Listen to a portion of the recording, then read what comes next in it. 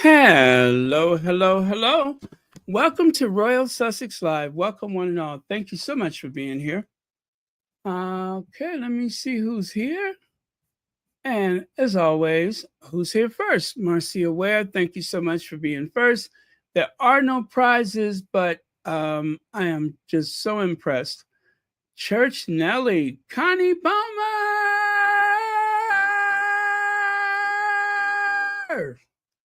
and Mad World sure is. Lydia Washington, Elaine Parker. Hey, Elaine Parker. Mary H. Sivy is here. Joy Amore. Nice, nice. All the usual suspects. Okay, War of the Windsors. I rather like this thumbnail, and guess what? I lost it and could not find it for about 20 minutes. uh, but I insisted I had to use this one because I like the way it came out. So sorry. But the important thing is, at least I found it. Oh my goodness, Kathy G, 41 months membership? 41 months? How is that possible? Thank you so much for 41 months of membership. Geez, that is a lot. Let me see. Ignore those who try to steal your joy. Their lives are full of noise. Yours is full of purpose. Oh, and you come with some wisdom today. I love that. Okay, I'm here for it. Yes, thank you for the wisdom. That reminds me, I have to make another dental appointment.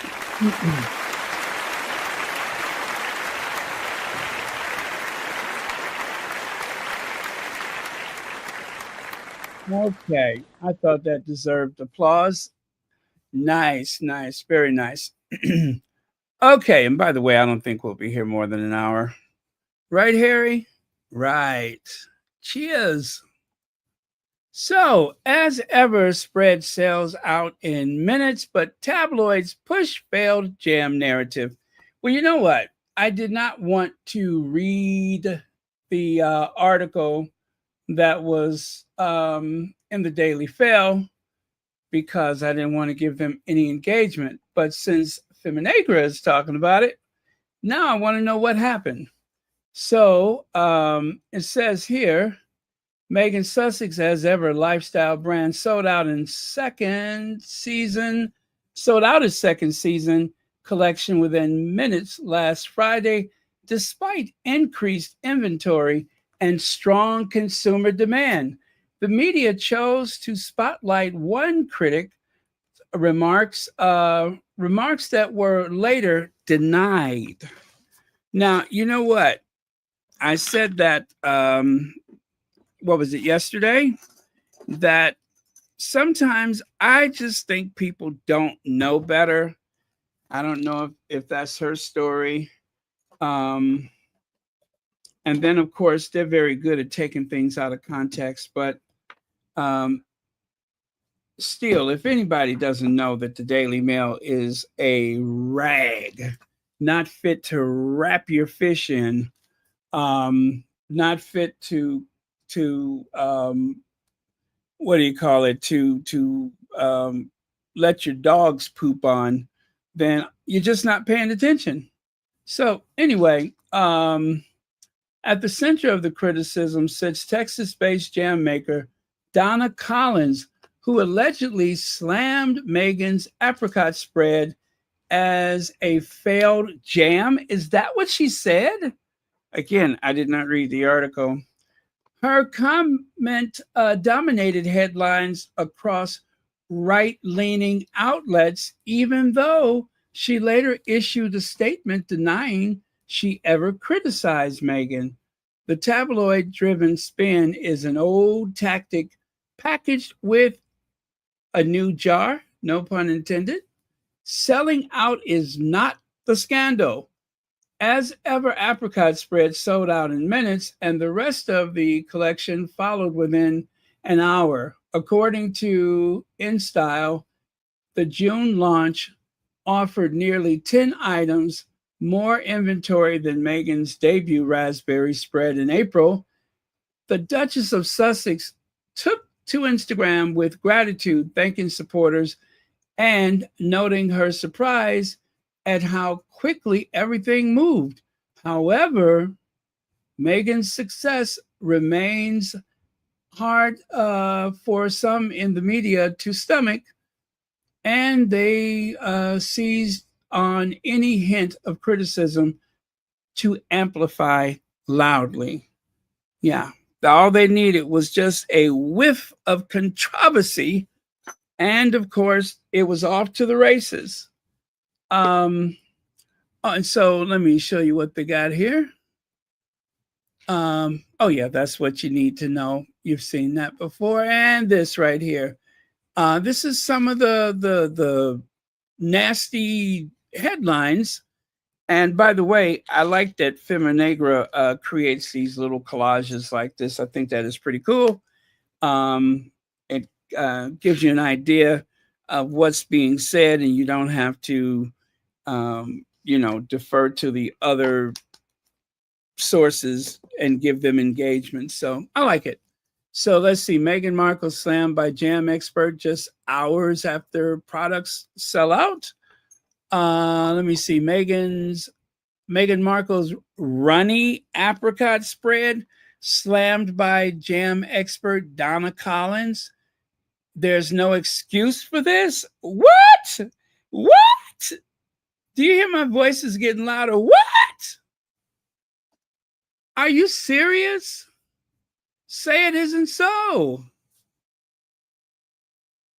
And what else is that? Meghan Markle's new product faces quality concerns despite high demand. Failed. Geo, you too, Geo? I thought you at least was trying to pass yourself off as a legitimate news source. What was I thinking? Oh, man, I tell you. Elaine Parker, 45 months membership. It's just unbelievable. I'm looking at these numbers. I'm like, how could that be possible? 45 months.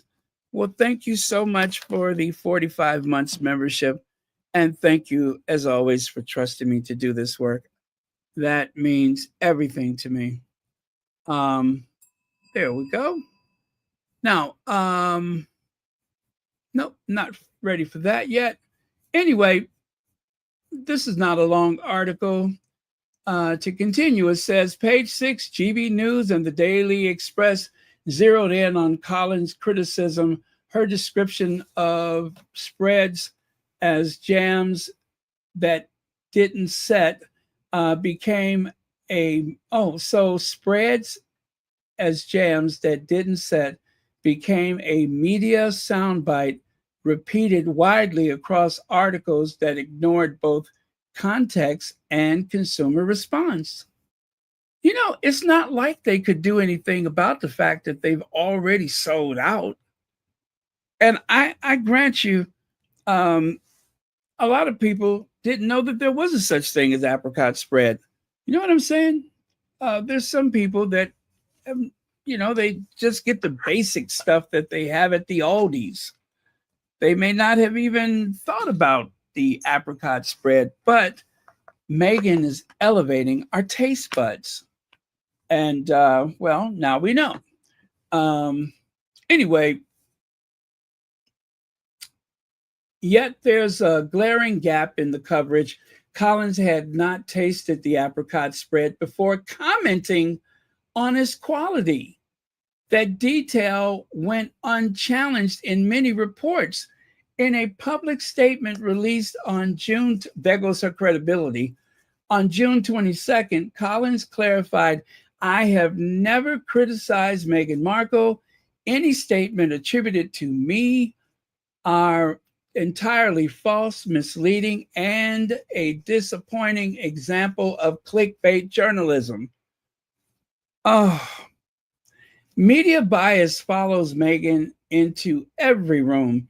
This keeps happening even as whether that is, this keeps happening when, as ever, announced earlier this year, tabloids push false claims about Meghan stealing the name and logo, even though her trademarks were legal and the designs clearly different, and Meghan continued to attract a level of scrutiny that few lifestyle founders face, especially those with proven commercial success. When white influencers or reality stars launch boutique wellness lines or limited edition food products, media narratives tend to frame them as savvy entrepreneurs. With Meghan, the story becomes one of suspicion and a campaign to spotlight any poorly researched and ill conceived criticism. Right leaning headlines described the As Ever products restock as a PR stunt, suggesting the limited stock was intentionally low to create hype. But that claim contradicts the data. The company planned for demand and scaled up significantly. It still wasn't enough. That's not the marketing gimmick. It's a signal of genuine interest and need. So, in 2023, Journal of Food Science study confirmed that consumer perception of quality in products like jam or honey relies on direct sensory experience, and the proof is in the pudding. A blind taste test conducted by the Telegraph found that Megan's raspberry preserve was the favorite among participants, even outperforming traditional brands. We saw that taste test. We saw that, and it outperformed the traditional brands. So, publicly attacking a product without tasting it defies both expert standards and fair practice. But for critics of Meghan, the rules never seem to apply. Meghan Sussex builds with grace despite the noise. The response to Meghan's brand shows two things can be true at once. She has built something with mass appeal, and she continues to be targeted unfairly. Critics continue to rush to delegitimize product that thousands were trying to buy before they even had a chance to try it. Donna Collins' walked back only shows the media eagerness to frame Meghan as a failure, even in success. The real story isn't that someone didn't like the spread, it is that they never even tasted it. The media still ran with their quote. Meghan Sussex has delivered two sellouts in under 3 months. Her products are resonating. The facts are simple, but the coverage is anything but. When excellence threatens the status quo, it often gets mislabeled as something else. Thank you, Feminagra. I tell you, whoever this anonymous writer is, you guys, please make sure you support Feminagra. You can just go to feminagra.com and just check out the stories that they have. They have some amazing stories, and they are so fair and balanced with our faves. So I insist that we must support them. Words do matter, not worlds. Ain't she from Texas, just like Jason Knopf? Yes, that miserable Jason Knopf. Now, how would the Daily Fail know she was honored for jams at a country fair asking for a friend? Well, that is a very fair question. Words do matter. And by the way, thank you so much for 38 months of membership. I greatly, greatly appreciate that. And Elaine Parker, who is also a moderator and, of course, who also has a membership, thank you so much for the super sticker. Okay, I tell you, well, at least now I know what happened.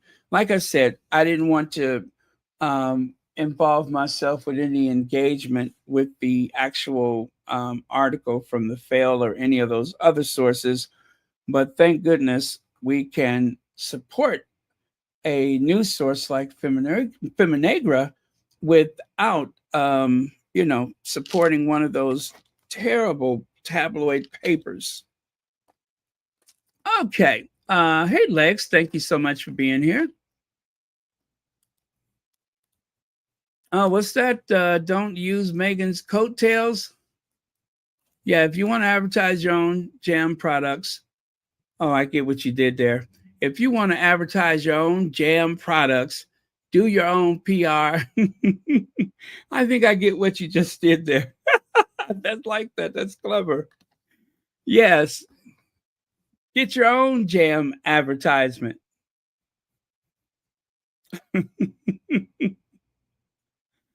Kim, you're good. You're good. I like that. That was pretty cool. Anyway, oh, that's just terrible. Why don't they leave Megan alone? I mean, they're only making her more famous than ever, but we don't exactly want to do things that way. Um, I'm sure Megan would rather just climb the ladder of success through hard work, not through a bunch of negative sound bites and clickbaits. That's not really the way we want to do things. Okay, moving on.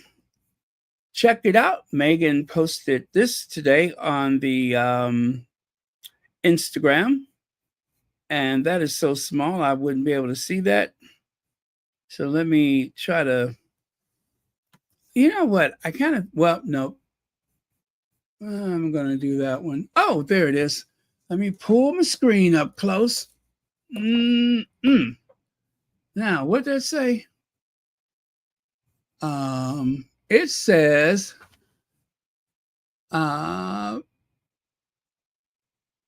Megan, a little behind the scene. Oh, yeah. Why am I doing that when all I had to do is just do this? Wait a minute. Nope, that wasn't it. Anyway, a little behind the scene of As Ever. Hope you enjoy your treats when they arrive this week. By the way, you guys, I got my flour sprinkles. I'm going to say it like Oprah. And I also got my cookie mix. I got my shortbread cookie mix and I got my flour sprinkle. So now all I'm waiting for is the apricot preserve. Wasn't that fast? It seemed like I just ordered. That was fast.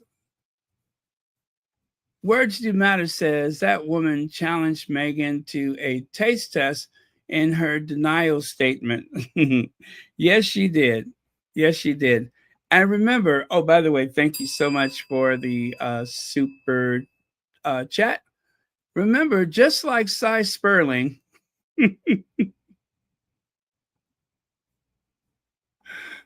oh man, I said I was going to be nice, didn't I?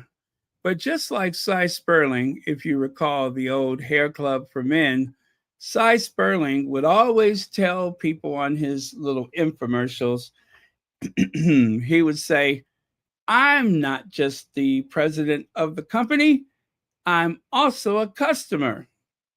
So as I gaze upon Donna Collins, okay, I got to get this out of my system. As I gaze upon Donna Collins, and as I wish that whoever took that picture would have used a 70 millimeter wide angle lens, um, she's not just the competitor in these cook-offs, but she's also one of the consumers. She's also one of the diners or okay, I got that out of my system. Mama wants to know who stole the jam. I wish I could play that song for you. Okay. Was it Irene Carroll or was it little Donna who took it off the table? You better beware of mama. Okay. I forgot the words. Let me get back over where I was. All right. Um, so, as you can see there, note to self, let's do something extraordinary today. Yeah, that's what Megan wrote on the little note is note to self, let's do something extraordinary today. Was that Paula Dean? Donna is at it again. Doesn't learn. You know, she does remind me of Paula Dean. And if there's one thing we know about Paula Dean is she always say, put some butter on it. Not butter, but she called it butter. Put some butter on it. You got to add some butter. And then you want to put some more butter on it. I'm telling you, if she nicked her finger, butter is going to come out. Melted butter will run out of any wounds. She is fanatical. I remember someone referred to Paula Dean as a food terrorist. Ah, she has driven up more cholesterol, more blood pressure, and what do you call it? Blood sugar level, glucose level. She is a one woman chronic illness maker. Uh, oh, thank you so much, Lex, for the super chat. Put some butter on it. Got to put some butter on it, and then just add some butter. Some butter. Um. Oh, I know what I wanted to do. Mama wants to know. It's beyond belief. Who stole the jam? You're a little thief. Okay. Mama wasn't looking when the stuff was tooken. Better take it on the lamb. Who stole the jam? Who stole the jam? Okay, now, all I have to do is. Oh, is that it right there? Yeah, that's it right there. I think so. Yeah, got it. Okay, here goes.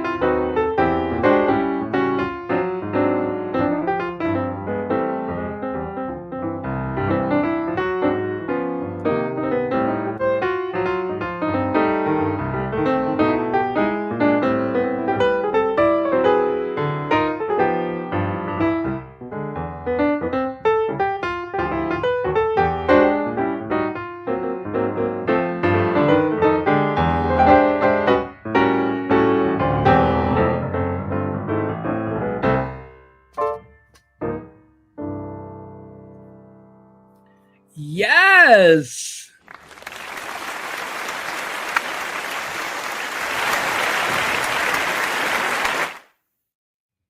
Okay. Don't you like that little jazz ending? Huh? The way they kind of play with the piano at the end.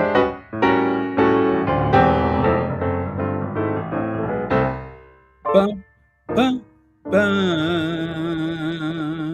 Yes. Now that is how you put a nice little tidy bow at the end of the song. Anyway, that is the video that our Duchess posted today. And it's some behind the scenes. And well, I added just a little extra to it so that I can complete that music. But yeah, so that is what's on the Instagram. The music is different on Instagram per copyright. I did not want to use it, but I thought I found something that was pretty savvy. Adrian G, thank you so much for the super sticker, and thank you so much for watching Royal Sussex. Greatly appreciate it. Pamela Vickers Tuttle, welcome. Carolita Simone, welcome, welcome. Bunny Rose. Now, let's get messy, huh? Why don't we have a little tea this afternoon? You guys, the desperation amongst that family, it is getting very, very uncomfortable. Hard to watch. I don't know what their polls are saying, but they must have some kind of polls, some internal polling that they've done that is scaring the bejesus out of them. Will's Middle East peace is my life mission. Well, Zandy Sussex decided to call William out today because, as you know, things have gotten increasingly weird in the Middle East. And just so you guys know, there has been a limited amount of loss of life. I'd rather there was not any. Also, the markets, the financial markets, have not moved a great deal. So there are some people that are saying that we are getting some performances from these world leaders. In other words, they are trying to pacify their constituents, that there is not really any surprises as of yet. The only surprise is that the people that started it are the same people that can't seem to stop it. But aside from that, in terms of the US and any other countries, it hasn't been too big of a surprise. So I hope that gives you comfort knowing that for now they're doing some performative art. Um, they emptied the military base that was attacked today just as a show of force. They, you know, told the government of that base, okay, we're coming after you.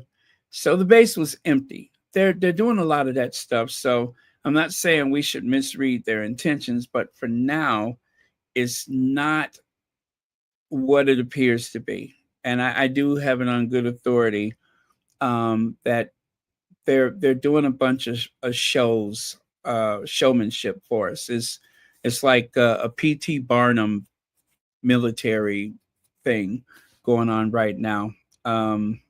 So I'm just saying for now, don't worry. It is just a lot of bluffing. It's like being charged by an elephant. If you can still hear my voice, then the elephant didn't run you over. He just wanted to scare you. Okay. Um, just wanted to say that because it is some really big headlines. But remember, the media is in business to make money. They're not in business to give you comforting thoughts. They're in business to scare you and to make you stay up all night. And like an abusive boyfriend, you have to go back to them again, right? They have you locked in because they gaslight you into believing they're the only ones that's going to tell you the truth. When the truth is, they're the ones that are going to mislead you so that you'll keep watching. So they'll have the engagement and make more money. Don't give them the benefit. Do not give them the benefit. Let's see here.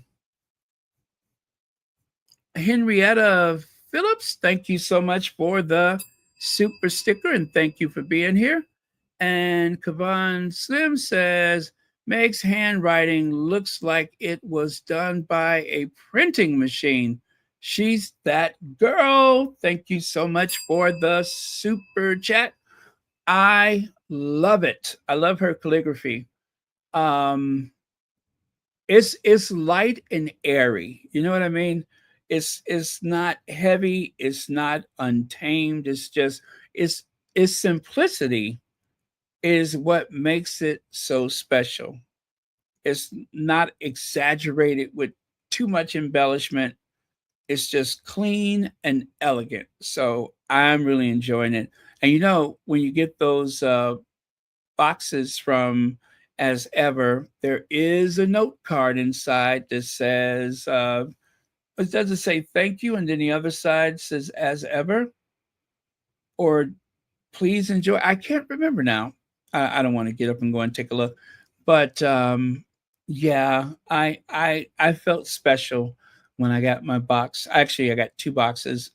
Um, but yeah, I felt special. So, and that was only because I ordered those separate. That's why I got two. They weren't like wasting material, but it was just the weird way I ordered it. Um, but yeah, so thank you very much for that. Greatly appreciate it. All right. Okay, just looking at your comments a bit here. And then we'll go on. Dorothy Ross is here. Beverly McCaskill is here. Very cool. Hey, Dorothy Ross, Beverly McCaskill. Wow, this is going to be one of those reunions. Dee Dee is here. Yeah, this is going to be a Sussex Squad reunion. All right.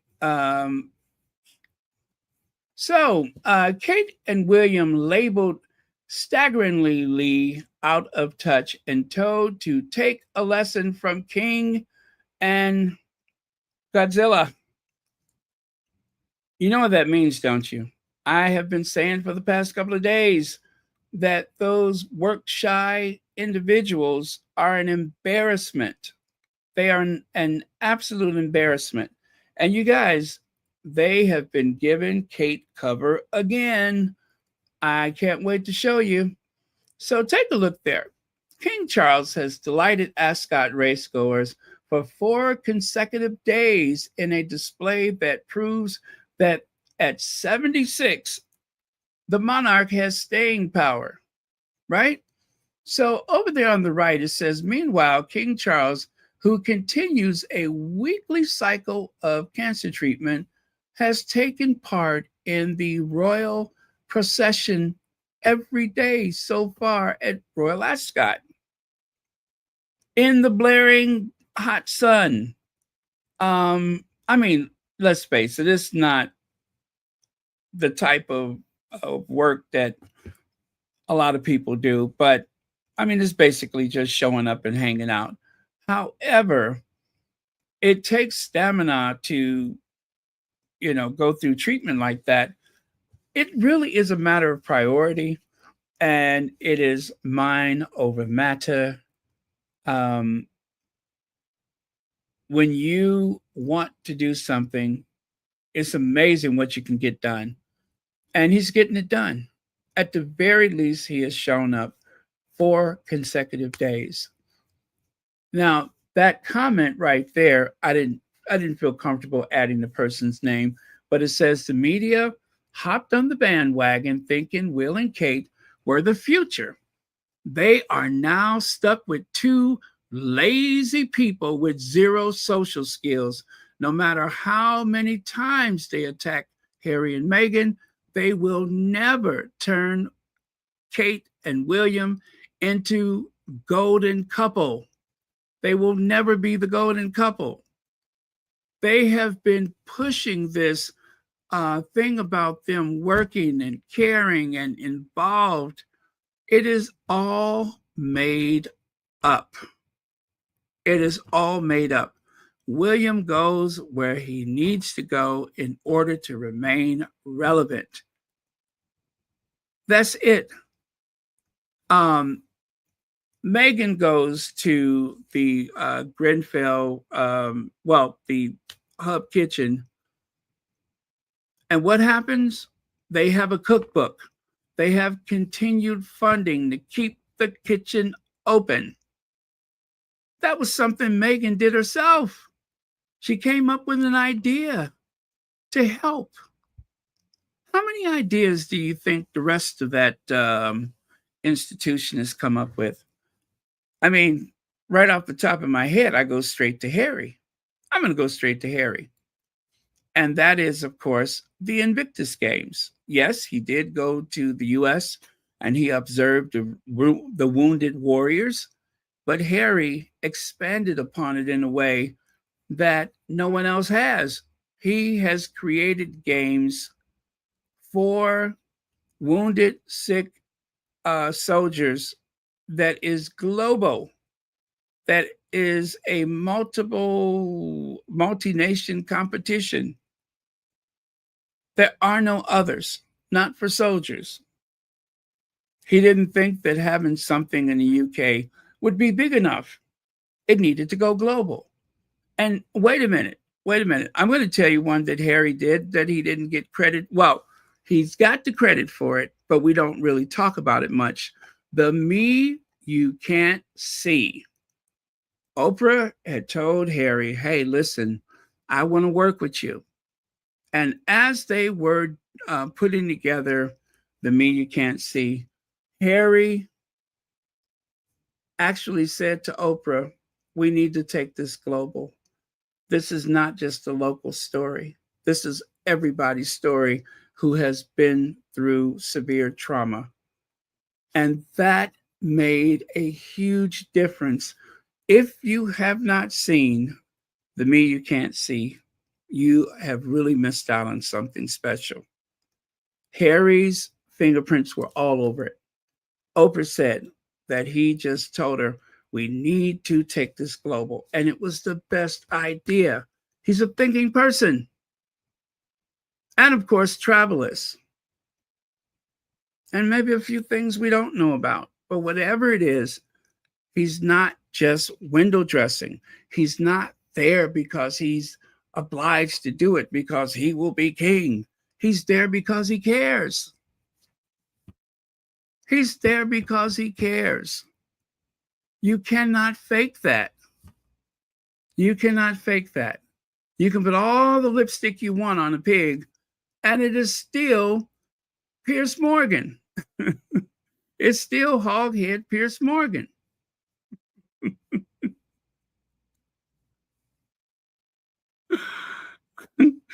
Anyway, let me see. Kavan says, they so wish Willie and Katie had that Harry and Meghan magic. Yes, they're trying to. It's so sick to see them trying to duplicate it by having them glance at each other. Kate, don't forget to pat his bottom. Go and stand by the lake, and then, and you know what? She made a mistake. Kate did. She made a mistake. He forgot his part, and she forgot her part. Do you know what I mean? They were supposed to put on a performance, right?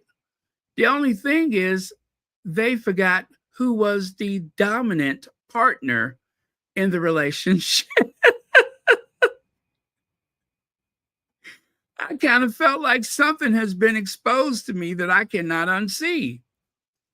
All of those stories about, you know, Williams fancy what he fancies, I'm inclined to believe it now.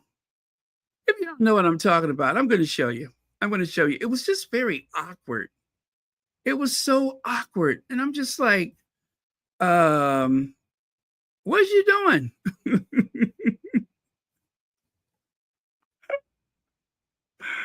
Oh, man. I'm like, isn't he supposed to? Okay, let me just show it to you. It's so awkward. I cannot unsee it either. It's this right here. That. What the hell is that? What is that?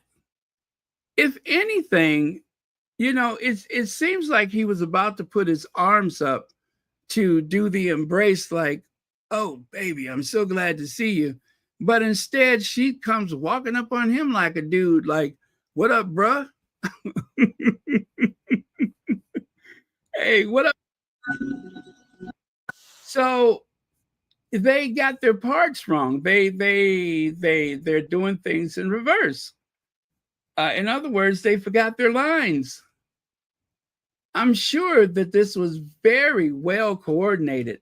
It was what was that fake doctor at Centre Ballet said the um, the choreography when she said Meghan messed up the choreography like they were the Radio City Hall Rockettes or something instead of a celebrity polo match.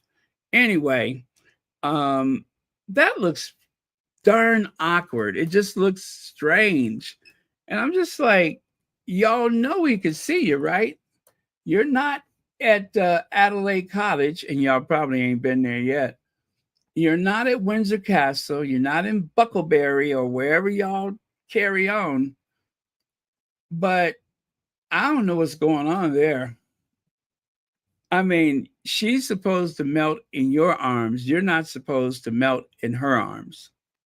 I mean, who do you think she is? Mike Tyndall?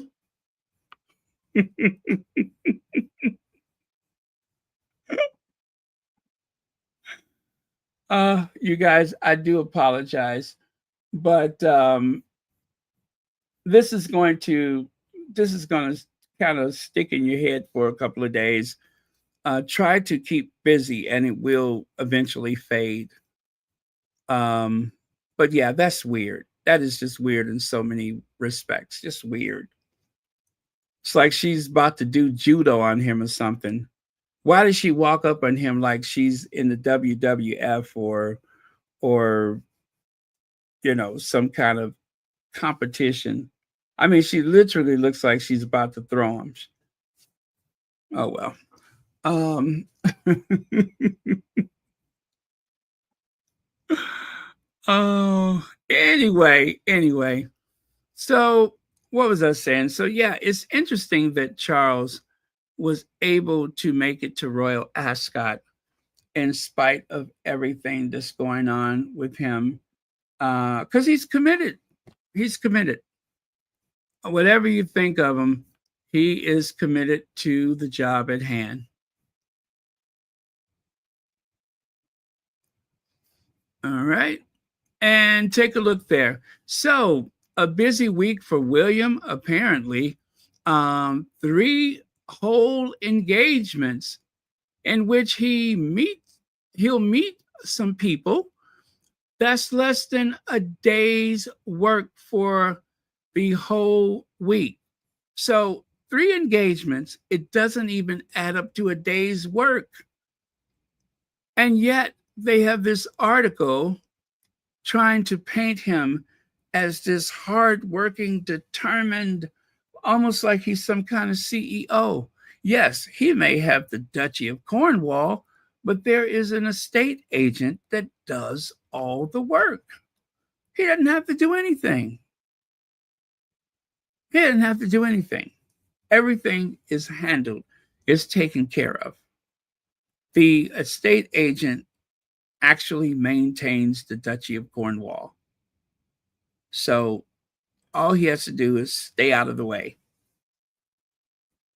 He's not smart. I'm sorry if you happen to be one of those people that call yourself a royal fan or whatever. He's just not smart. What's that? Sonia says, I think King Charles looks dapper in his outfits at Ascot. Yes, he did. He actually had some fashion moments. And thank you for pointing that out. He's had some fashion moments. Yes, he has. I will give him that. He's had some fashion moments.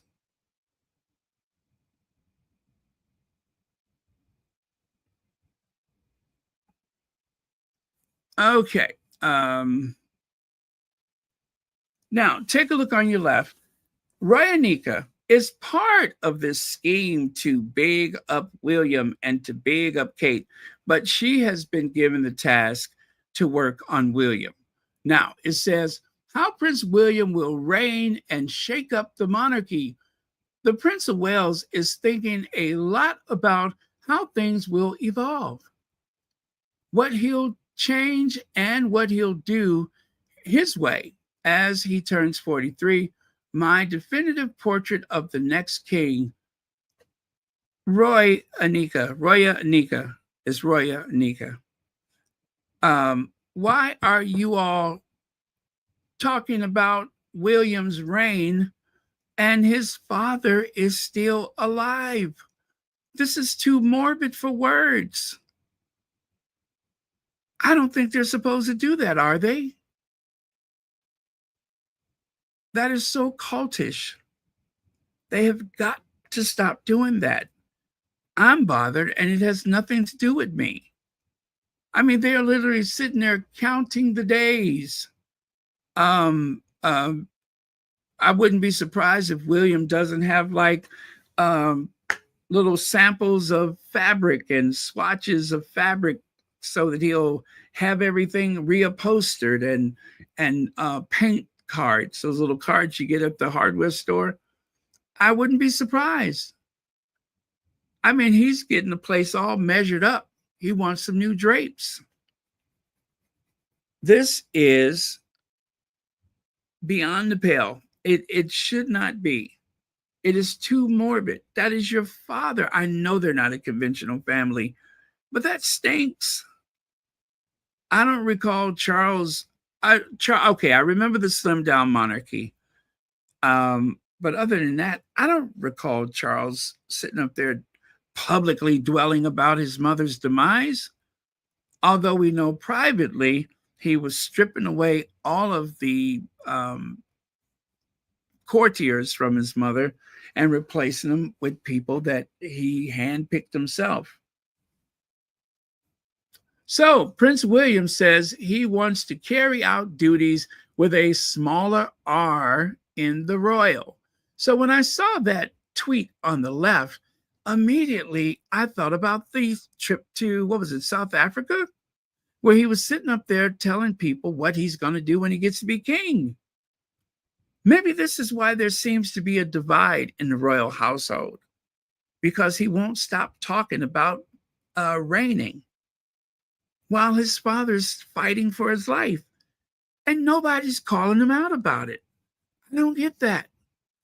TCC Sun says, airing on Netflix, Grenfell Tower documentary, June 20th, 2025. Grenfell uncovered, that is. I don't know if there will be a mention of Meghan. Oh, okay. So are you saying July the 20th, or did it premiere this past June? But either way, I do want to watch it. And thank you for that reminder. Oh, and thank you for the super chat.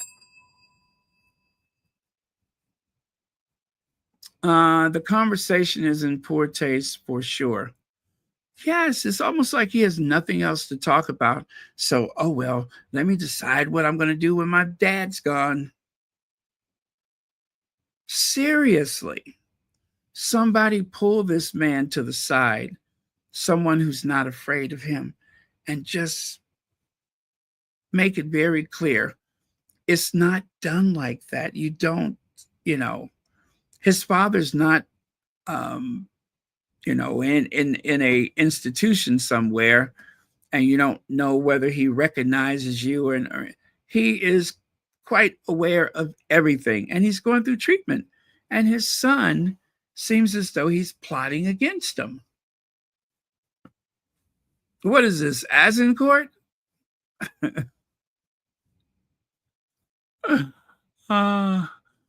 Let's see. Terry H says, when William's birthday comes around, they try to make him into something he's not. He has not accomplished anything for all of his 43 years. And we know that to be true. The only thing that you can say that he's done is the Earth shot. I'm going to be respectful and call it Earth shot. And that didn't happen until he turned 40. And even with that, I'm pretty sure he would be hard-pressed to articulate whatever the mission of his own gimmick is. I bet you he doesn't even know what the what do you call it? Well, you know what I'm talking about. I bet you he don't even know what that is. Their mission statement. I bet you he doesn't even know. And he certainly didn't write it. He didn't even have any input. This is the William who went to sell those street newspapers, the newspapers for the homeless, and it looks like he was wearing an Omega watch. He was wearing some kind of expensive watch. And I remember clearly when the photos of William appeared on social media and people started sending them around. And of course, everyone said the same thing. He must be doing something for his birthday. So he went to the big issue. He hung out with that one guy that always looks as though he's uncomfortable for whatever reason. He's wearing this expensive watch, and people recognized William and started taking his picture. Now, they tried to sell that as William just happened to be out helping and volunteering, when the truth is it was all orchestrated. There was, again, a professional camera. And you guys heard me just yesterday when I showed you the article where, what's her face? You know, the one with them weird arms, Rebecca English, where she insists that William just happened to be there. But once again, a videographer and a photographer in tow. Then it wasn't a surprise. They wanted us to think those pictures were taken by someone with their iPhone, when the truth is, one of the photos, you can see the camera, the very professional camera, reflecting in the plate glass window. I saw that myself. Oh, I'm sorry. It wasn't a plate glass window. When they took photos for social media, that is how they got the guy with the camera. How many people go volunteer with the Royal Protection Office and officer right there in tow? For all we know, the guy from the big issue, he may have been the Royal Protection Officer. Maybe they put him in a costume.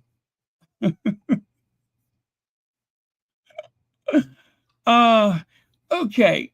Let me take a look at a couple of your comments before I go on. Oh, is it hot where you are? 99 degrees in Boston? That doesn't sound right. My goodness. Nafisa Shabazz, thank you for being here. Let's see. It was probably an old watch, so he wouldn't. Oh, okay. Okay. All right. So right here, ask about whether he was trying to do royal engagements in a different way. He said, I can only describe what I am trying to do, and that's trying to do it differently. And I'm trying to do it for my generation. What generation is that? You mean that generation of people who have, after William lost his looks, when he lost his looks, he lost his generation. Totally lost his generation. His generation, I would say gone with the wind, but it was gone with the hair. His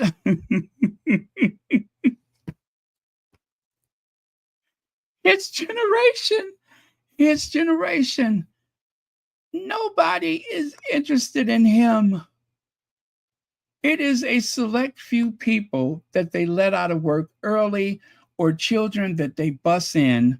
Those are his people. That's his generation. It's whoever they can con into standing behind the barriers, which are probably unnecessary. I'm watching Grenfell Tower documentary, very informative and heartbreaking. No mention of Meghan or any other royals. Okay, thank you for the update, and thank you for 30 months membership. Okay, so Prince William said, did I leave that up there? Okay, I'm doing it with maybe a smaller R in the royal, but if you like, that's maybe a better way of saying it. Prince William said his approach focused on impact philanthropy. Oh Lord, they done made up a word. Impact philanthropy. Impact philanthropy. You know what that means? That means busy work. That means busy work. That means I'm going to show up. I'm certainly not going to innovate or think of any thing that makes things better. I'm going to show up, and based on my celebrity as the future king, hopefully you'll get some donations. That's what that means. Prince William said his approach focused on impact philanthropy, collaboration, convening, and helping people. Listen, just stop at impact philanthropy. That's it. Impact philanthropy means I'm bringing a camera crew. That's what it means. I'm bringing a camera crew. And such is impact philanthropy. I'm also going to throw empathy in there as well because I really care about what I do. It helps impact people's lives. And I think we could do with some more empathetic leadership around the world. I cannot believe he said that. I don't believe he said that. I don't believe it. They're giving him too much credit. That's not William. William is very dorky and he always says something uncomfortable and stupid. He's that person that thinks he has a sense of humor, but what he does is he embarrasses himself. No, I don't buy it. I don't buy it. He did not, he didn't say that. That is totally made up. Nope, nice try, but that is made up. Let me see.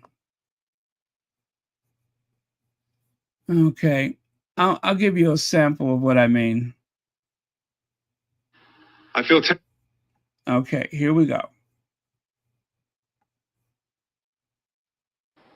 I feel tempted to cry, God for Harry, England and St George.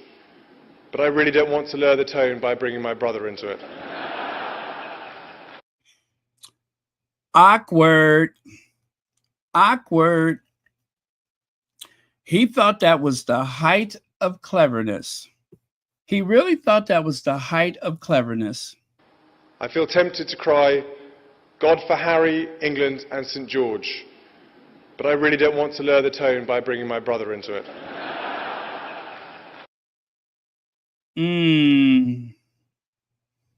That is always uncomfortable. Always. And you know what? He meant it because he's jealous. Because people genuinely love Harry.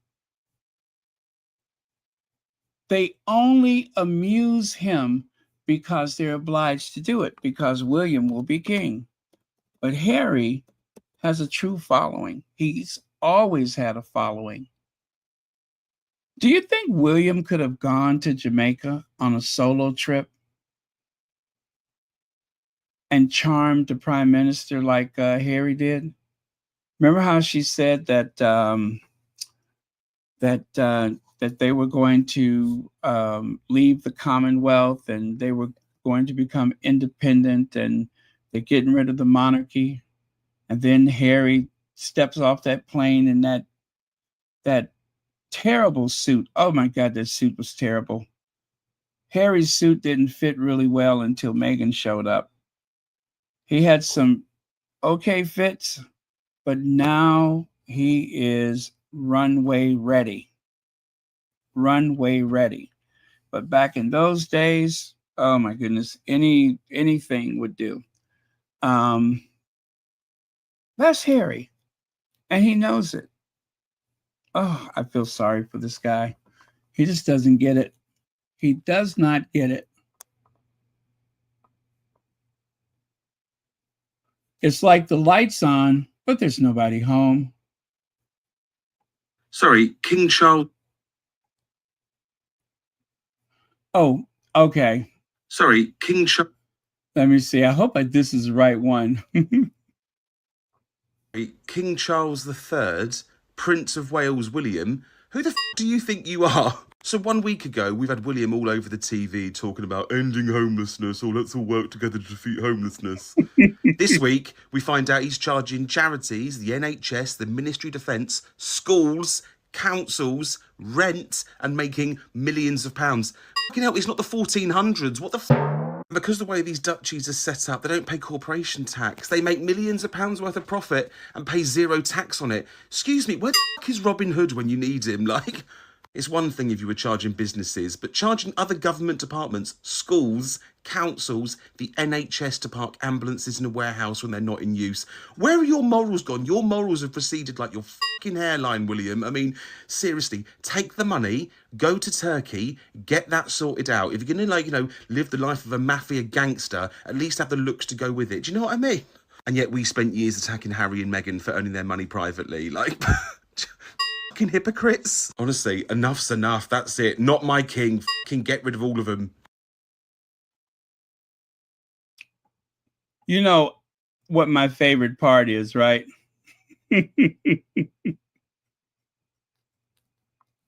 Talking about ending homelessness.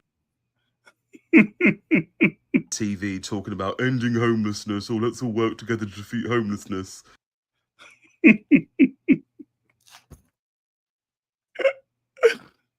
Oh my God, I love that. I love that. Okay, one more time. I just have to do it one more time. For the TV talking about ending homelessness, or let's all work together to defeat homelessness. This week, we find out he's charged. Why does he sound just like him? I swear that sounds just like Willie Leaks. Oh, let's all get together and end homelessness.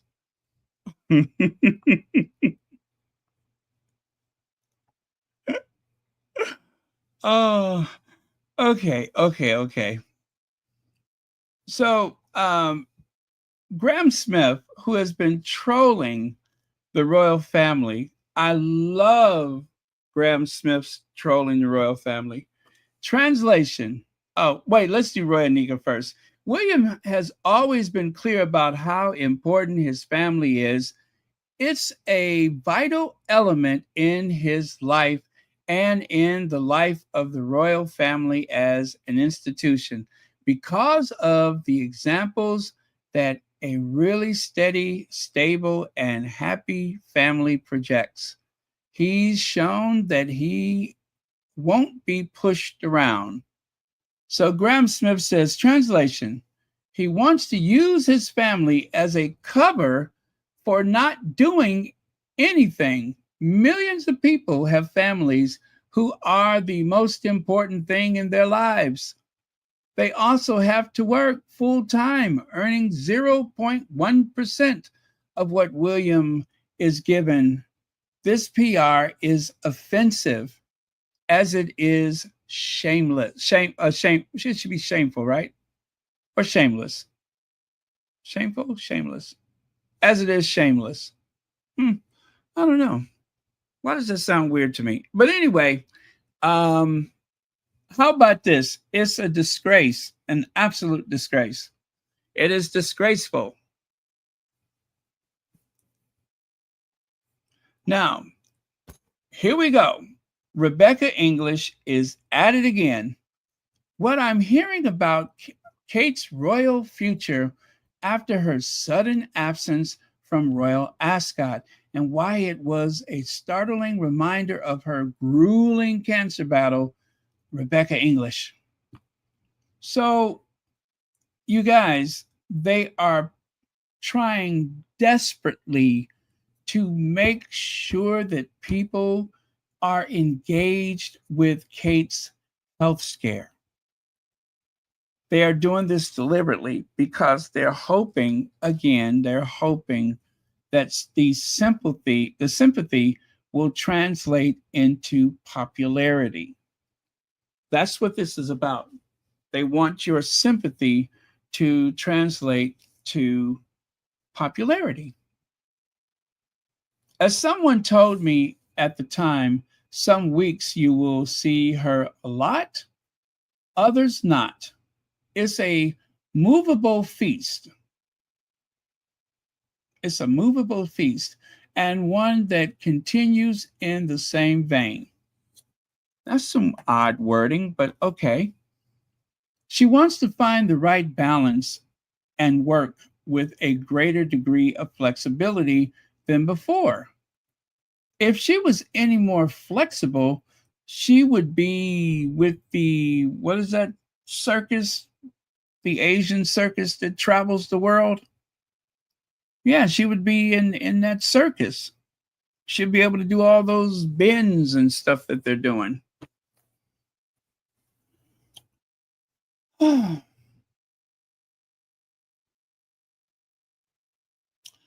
This is a woman who plays a very important role in the monarchy.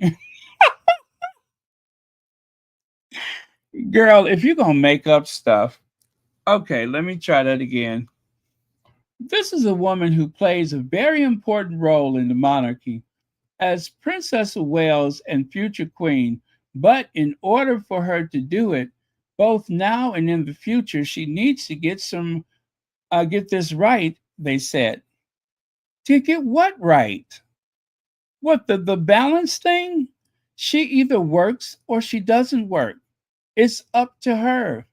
Nobody decides whether she works today, tomorrow, or next week. If she feels like it, she works. That's it.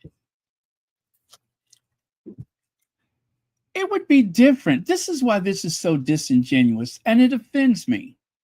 It offends me. It would be different if she had a full diary of events coming up. She's never been that person. As long as she's been in that institution, has anybody else noticed that she has only traveled abroad solo one time in what, 13, 14 years? One time she's traveled solo abroad. And she didn't go far. She only went to Denmark.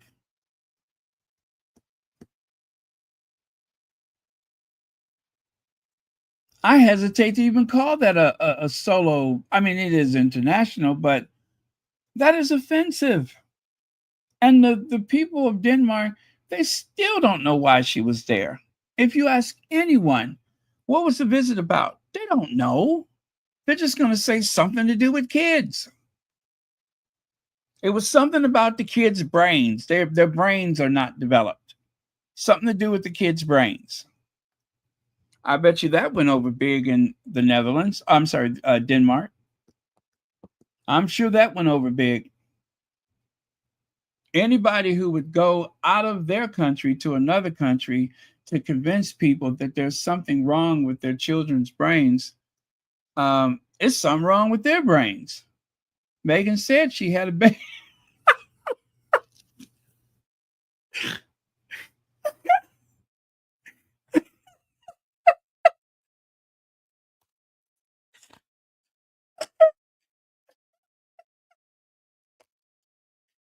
Meghan said she.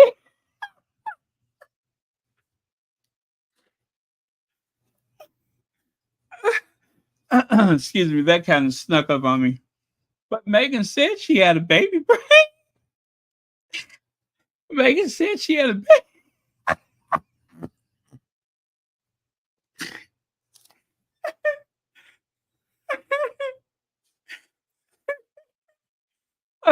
Okay. But Meghan said she had a baby brain.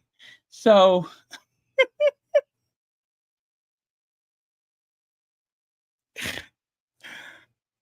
now we know why. Even Meghan, as nice as Meghan is, and y'all know Meghan don't talk about nobody, don't make fun of nobody. Even Meghan said she had a baby brain.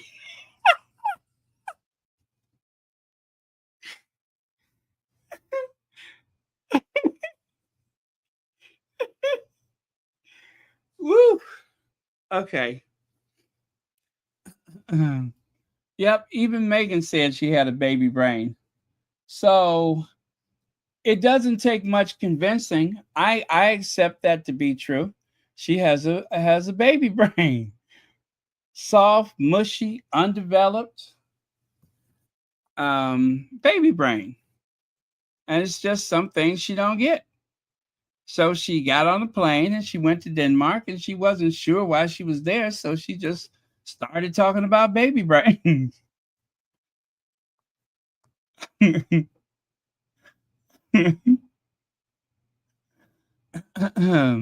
So let's see. Kavan Slim says Meghan was not impressed with Kate. No, she wasn't at all. And to think she tried to reach out to her in friendship, only to find out that she's got a baby brain and an inferiority complex, a huge inferiority complex. So to continue, let me see. But in order for her to do it, both now. Okay, where did I leave off? Okay. I couldn't get past that, could I? Princess of Wales and future queen. But in order for her to do it, both now and in the future, she needs to get this right, they said. Yes, normality is returning. But as Catherine herself said, balance is key. They are really pushing that thing balance, aren't they? You know, for someone who is so unbalanced, I guess if they keep saying balance, we won't know it. Let me see. Yes, normality is returning, but as Catherine herself said, balance is key. That is why I understand that's why I understand we won't see the princess in public this week, but we are very likely to see her at Wimbledon. That is a given. We know whatever was happening with Kate, there's no way in the world she was going to miss Wimbledon. No way she was going to miss that. Which starts Monday, 30th of June, in her role as royal patron of the All England Lawn Tennis and Croquet Club. We all know she was going to do it. There's no way she does not miss that. She will not miss that. I don't care what's going on. If she has to drag an IV pole through the royal box, she will be there. Absolutely. If she was bandaged from head to toe, she would be there. She don't miss that one.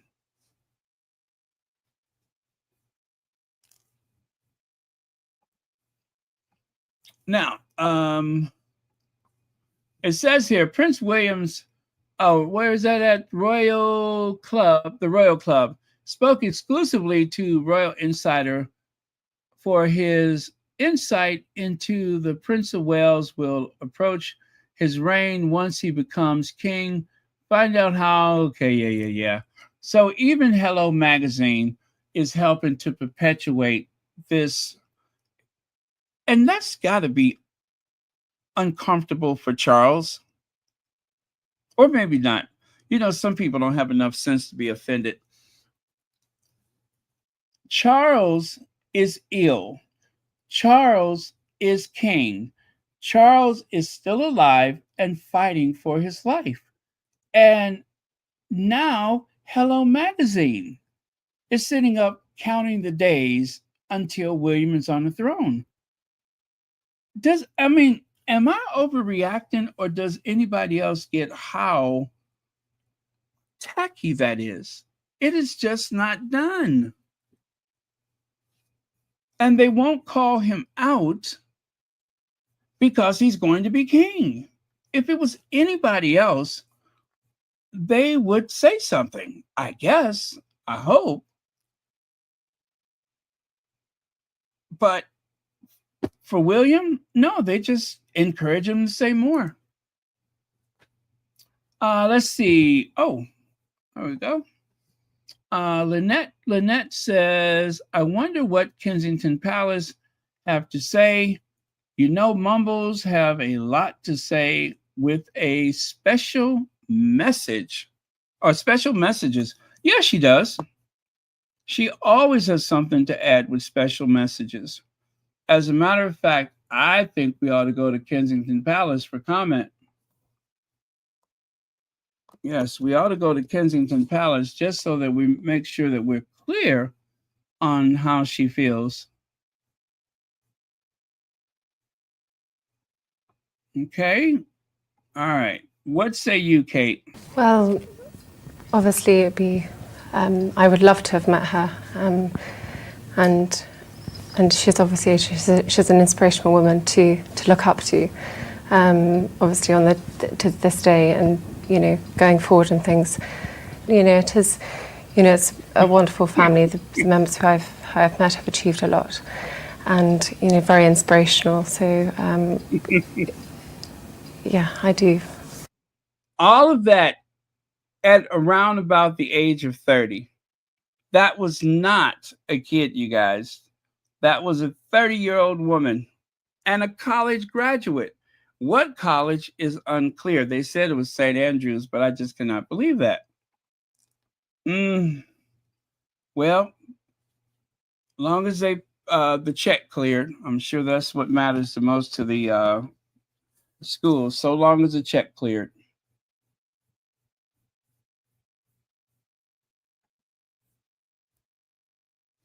All right. Oh, by the way, thank you, Lynette. Thank you for the super sticker. Now, take a look here. They spook horses, don't they?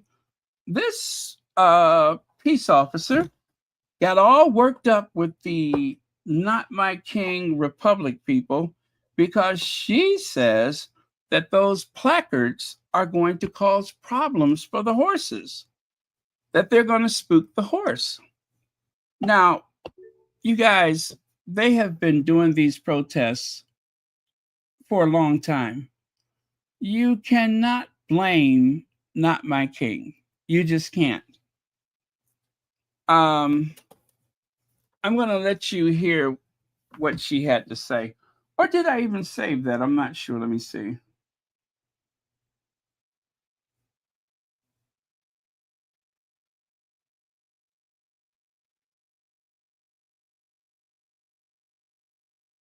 Okay.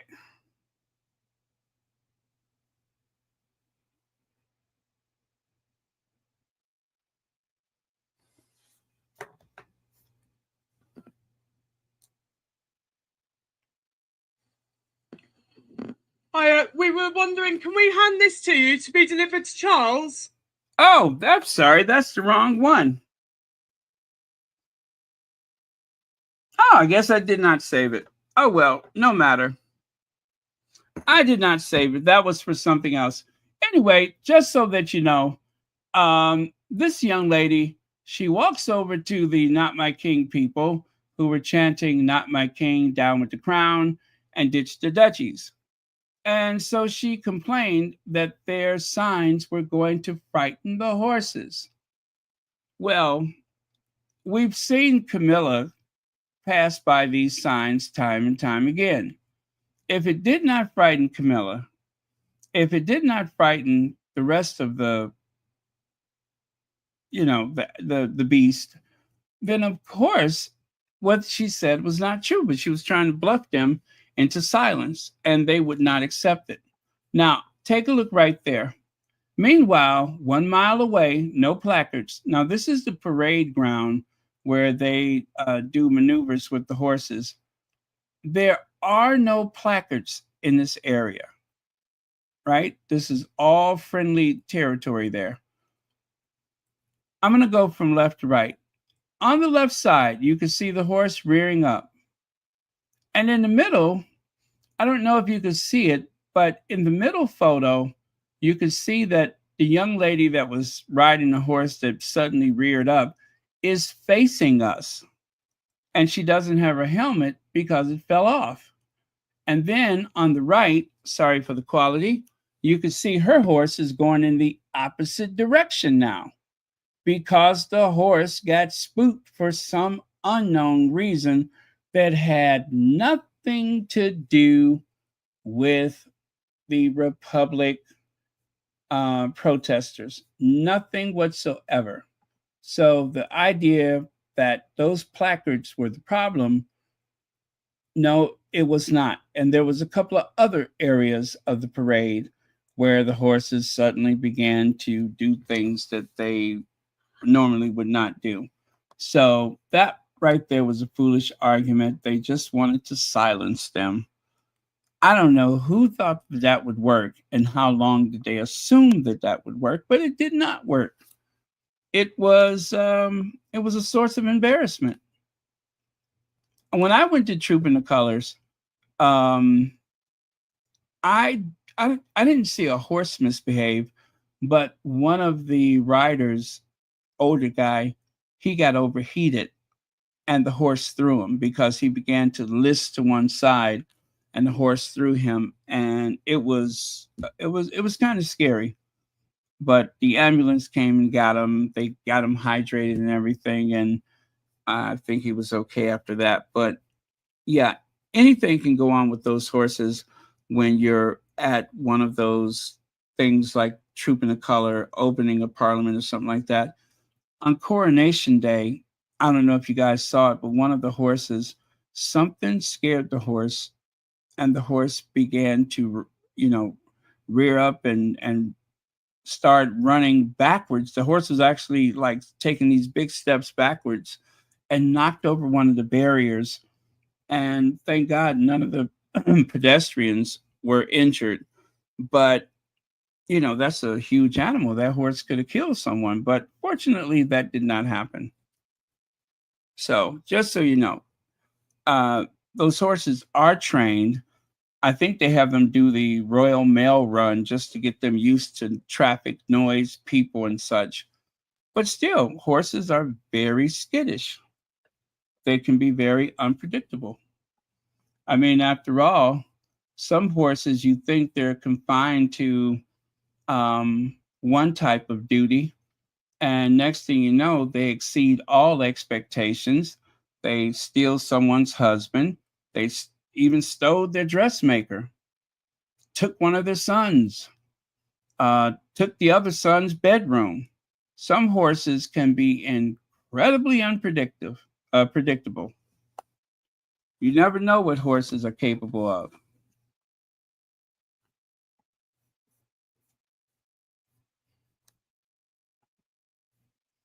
And then check out that horse. Look at those colors that horse is wearing. Does it seem like those bright colors scare it? Does that horse look terrified to you? I mean, it's not like it's run into the queen consort in the dark. And it's not like the horse was greeted down the end of a dark alley by the queen consort. Now, that would be scary. Could you imagine you can't get through the front door of your building, your key doesn't work, so you go to the alley to try to let yourself in, and then you'll notice this very odd silhouette down at the end of the alley. Wouldn't that scare you? If you manage to, I don't know, get them nearer the light or whatever, and suddenly you see the outline.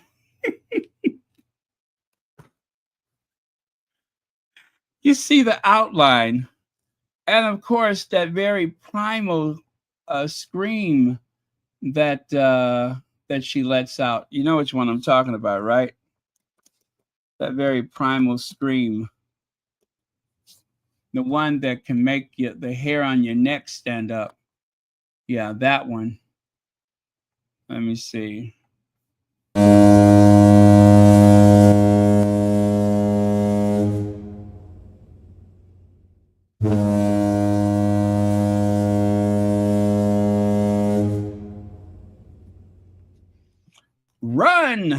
Run for us.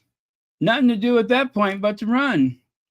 Now, as you can see, the horses were not afraid of the signs, and the people were not afraid of the horse.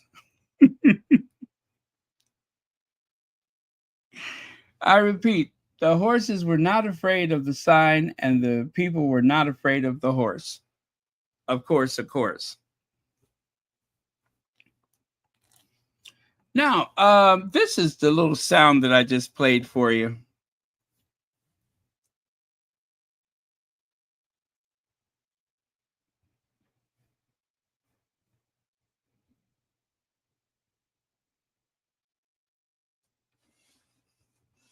All right, I'll play it for you now.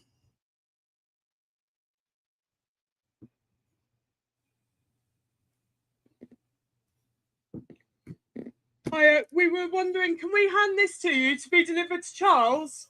It's an invoice for the £500 million he's costing us every year. All right, cool. That's it's a bit big for the letterbox though, at £4 billion. DHL. Okay. Are you sure you can't take it? Well, there you go. I'm sorry you couldn't hear the end of it. I'll do that again.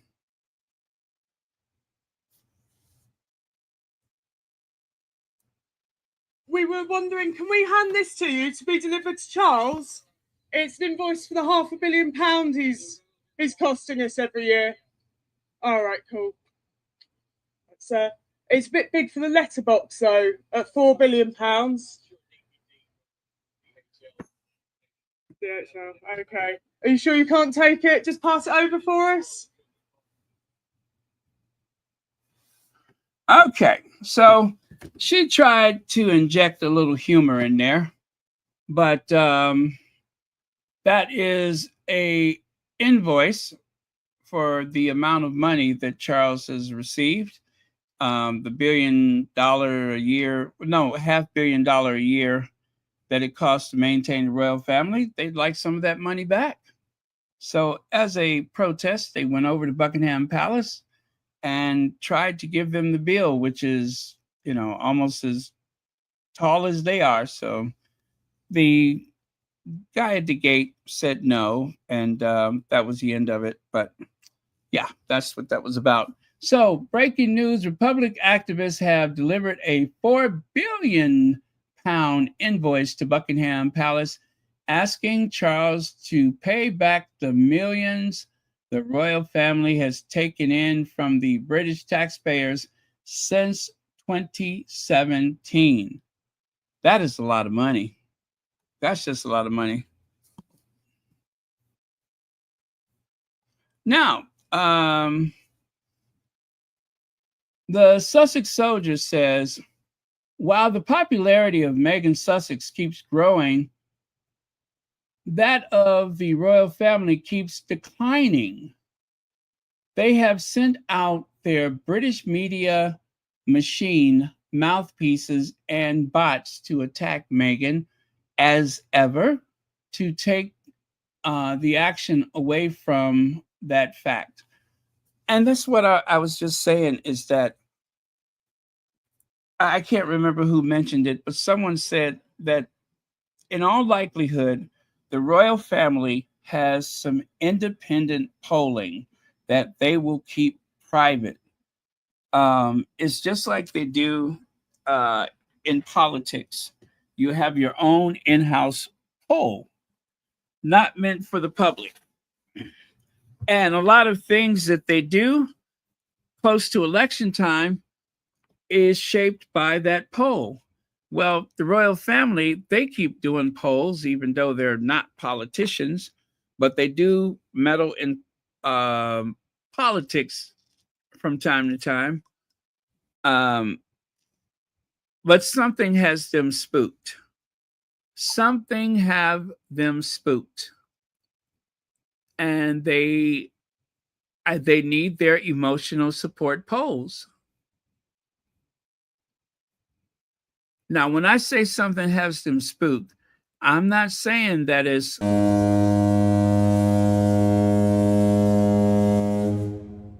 I'm not saying that.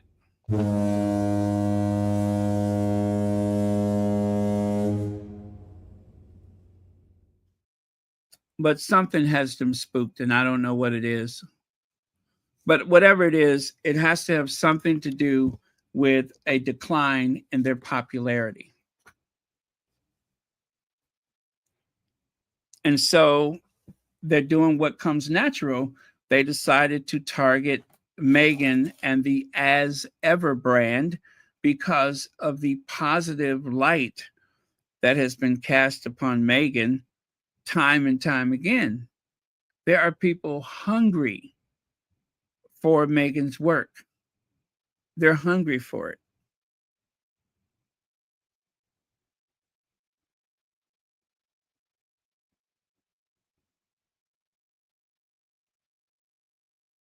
I was trying to see. Well, I did not bring those slides over, but you can kind of see what's in the box there beneath the Sussex soldier. And then there on the right, on her own terms, this is yet another media blitz.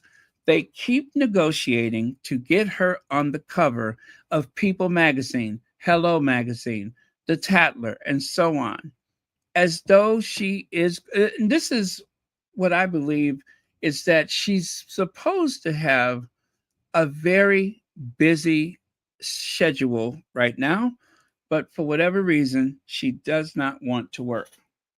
I think she must have taken a look at how many dates there are ahead of her and just decided, I'm not going to be able to do that. I can't do it. I won't.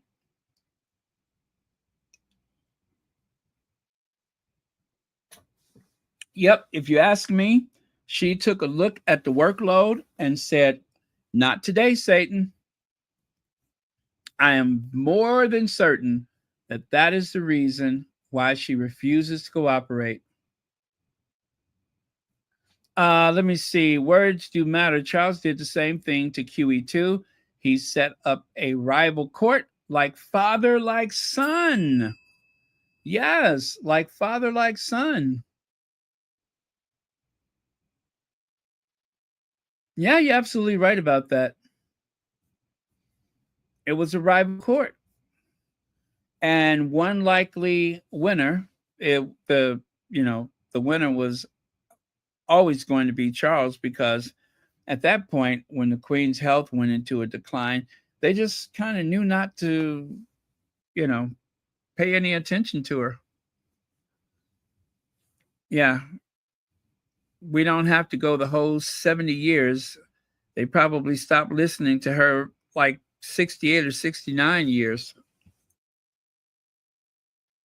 Yeah, that's kind of bad. Amy Girl says they are grasping at straws. However, they can send me the products they are complaining about. Thank you so much for being a member, and thanks for the super chat.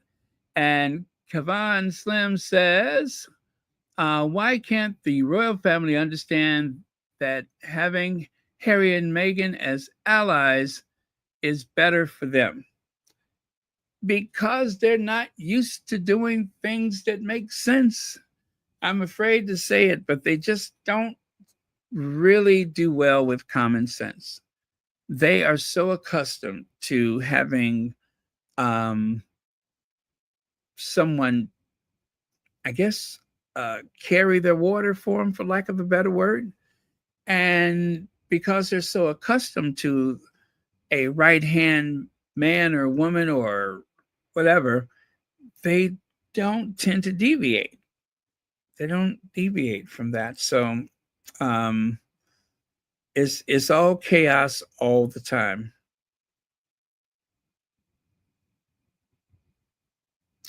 Yeah. Okay. So thank you for the super chat.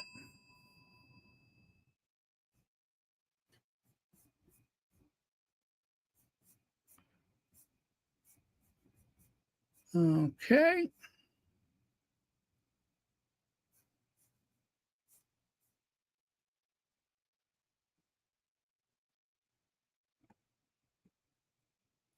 Let me see. 32 months membership. Oh, I did that already, right? Okay. Did I? Now I'm starting to doubt myself. Oh, yeah. Thank you very much for 32 months membership. I think I said it, but okay. Let's do it again. All right. Moving on. Moving on. So, Kate Middleton trades her red carpet BAFTA gown for a Lux Beach vacation bikini. She's skipping the award ceremony for a private island loved by celebs. Now, I remember that one. I remember that one. It wasn't last year. It was the year before that, I think. Was that? Yeah, it was 2023, right? Anyway, she decided to go on vacation rather than to fulfill her obligation with BAFTA, as Willie also chose not to, do the whole BAFTA thing. They're never that well received anyway. And from what I've seen, the past couple of years, they show up and nothing. It's like crickets. It's like crickets. You almost hear crickets because nobody is applauding them. And that one year, it was so awkward because they asked women to wear black for Me Too. And she did not. She wore a dark green because she's not allowed to be political. Okay, fine. But I remember very clearly someone said, you may as well had even just stayed home. Now, they didn't say that to her directly, at least I don't think so. But they did make the statement for a reason, because whether you agree with them or not, all the women wore black. And on top of that, Kate, I guess, added insult to injury by putting on a black belt with this very dark green gown. It was just, I think it irritated some people. So, yeah. Anyway, the people at BAFTA, they don't really care for those two. And the proof is you walk in and there's absolutely no applause, no recognition, nothing. They stand there like the terracotta warriors in China. That's what they look like. They stand at their seats. They do stand up when they arrive, but they all stand there like those terracotta warriors. With those blank looks on their faces. Oh, man. That's bad if that's what people think of you. They see you coming and they turn themselves into a terracotta warrior, like a human-sized flower pot.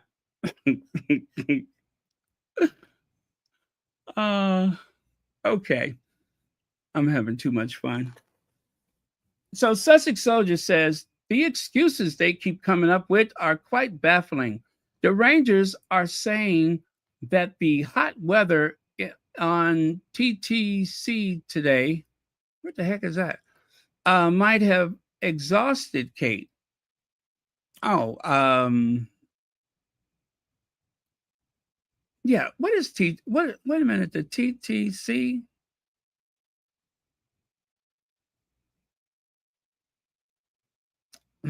Oh well, I don't know what that is. Like we forgot how Kate Middleton opted for the warmth of Mystique. Mystique. That's the island Mystique over the BAFTAs event in the winter. Where was the balance? Yes. Speaking of balance, where was the balance? Oh, Troop in the Color. The TTC, Troop in the Color. I'm like, huh? What?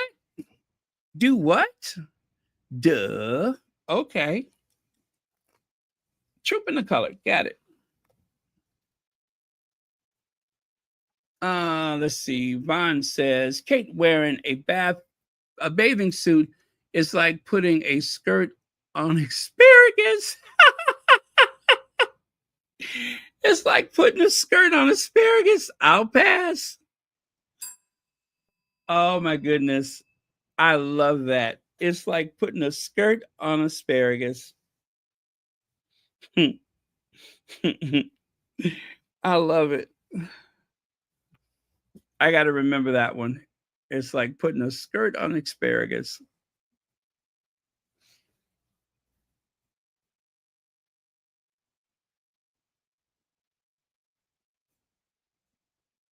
Uh,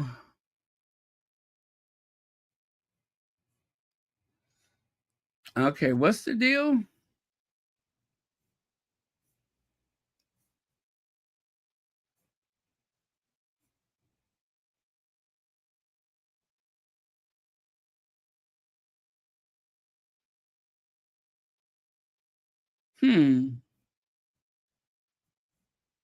All right. Let me take that away.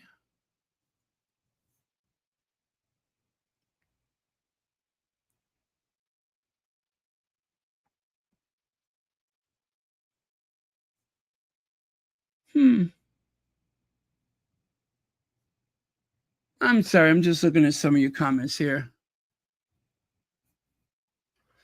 Kate just wanted to stand out. She did the same thing at Philip's memorial. Queen Elizabeth said to wear green. She turned up in a blue polka dots. Oh. Or how about when she went to Meghan's wedding wearing white?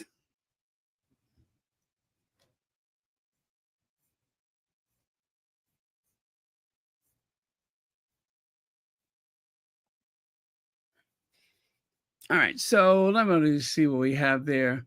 When she went on multiple vacations this year, by the way, she didn't. Well, I'm sorry.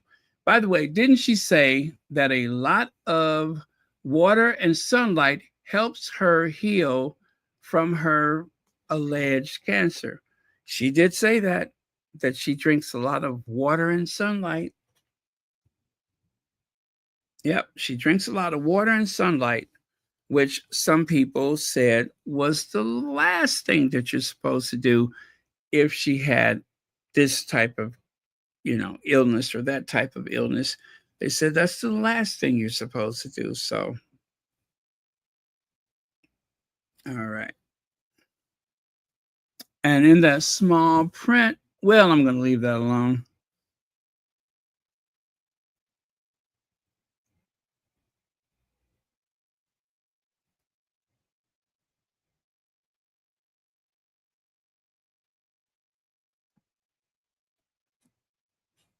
Okay.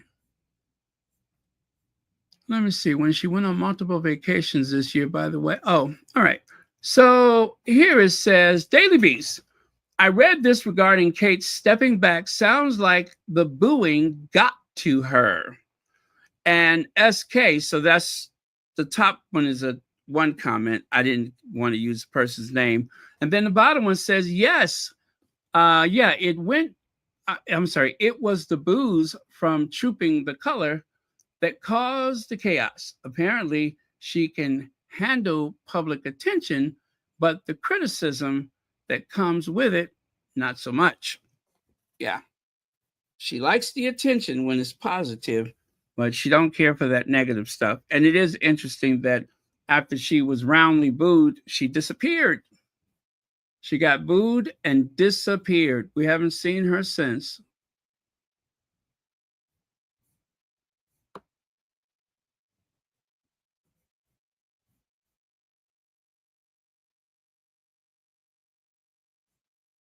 Okay, Vaughn says, Kate wearing a bathing suit is like putting us. Oh, I did that one already, didn't I? Sorry about that. Henrietta Phillips says, on her terms, perhaps. On her terms, perhaps. Thank you for the super chat. And Sophia Kazal, happy Monday. Happy Monday to you too. First thing Monday morning, I'm gonna pack my cares away. Woo! Let it go. Let it flow, let it flow, let it fly. And everything's gonna work all right, you know. Woo! Let it flow, let it flow. I always think of that song when I think of Monday morning or Monday. All right. So on the left, what does that say on the left? Prince William and Kate Middleton at Trooping the Color. Let me see. Former royal staff member elaborated, telling the Daily Beast Kate is recalibrating her entire life. Oh, the wording that they use is just so pretentious. I mean, recalibrating, doesn't that require strong mathematical skills? Doesn't that sound like someone who actually has a real college degree? Is there anything about Kate Middleton that screams to you, recalibrate? Calculus, trigonometry, simple division? No?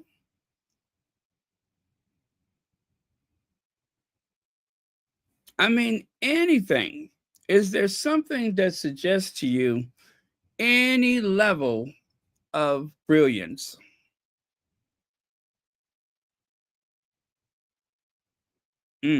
I don't think so.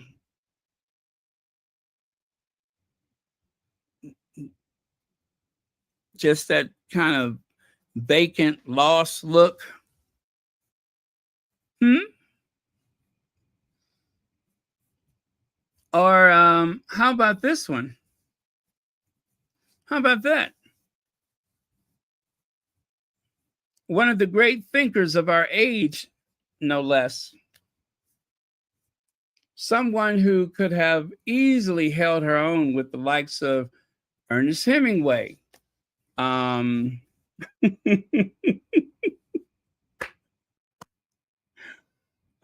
me see who else. Sigmund Freud. Oh, you know what? She could use Sigmund Freud actually. Or let me see anyone else who she probably should have spoken to. Mm,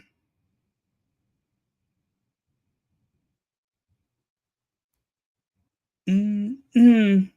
Well, anyway, I hate to try to qualify it, so I'm just going to move on. Now, Kate and her team are digging a massive hole for her every time they speak. How can you say 3 engagements in 1 week is too much when they aren't even full day affairs? The Order of the Garter was literally on her property. It was literally on her property. This is so incredibly disrespectful to the millions of people who still have to work while getting cancer treatment. I am no fan of Charles, but he is doing so much more and appears way sicker.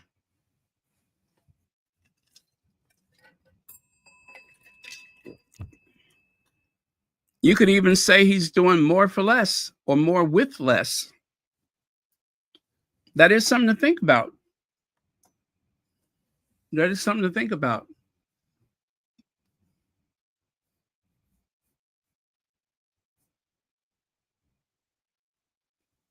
Let me see here. Oh,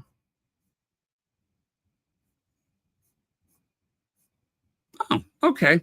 So there's another Rebecca English.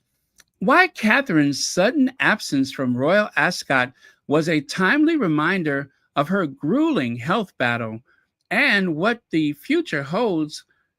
Rebecca English, Daily Mail Online. You guys, Rebecca English has been assigned to give cover to Kate. There is zero objectivity. There is a total dishonesty. I'm wondering if she lives at Kensington Palace. Does she occupy a grace and favor property?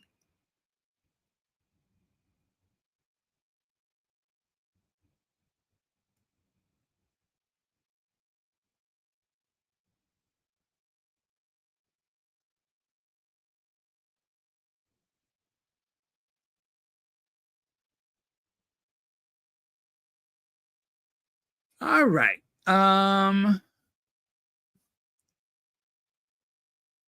Let me see. Church Nelly said, Baron, here's the scoop. Peghead doesn't want to be around Deadhead. They are fighting. Peghead is also fighting with King Tampons and his horse. That is horse, right?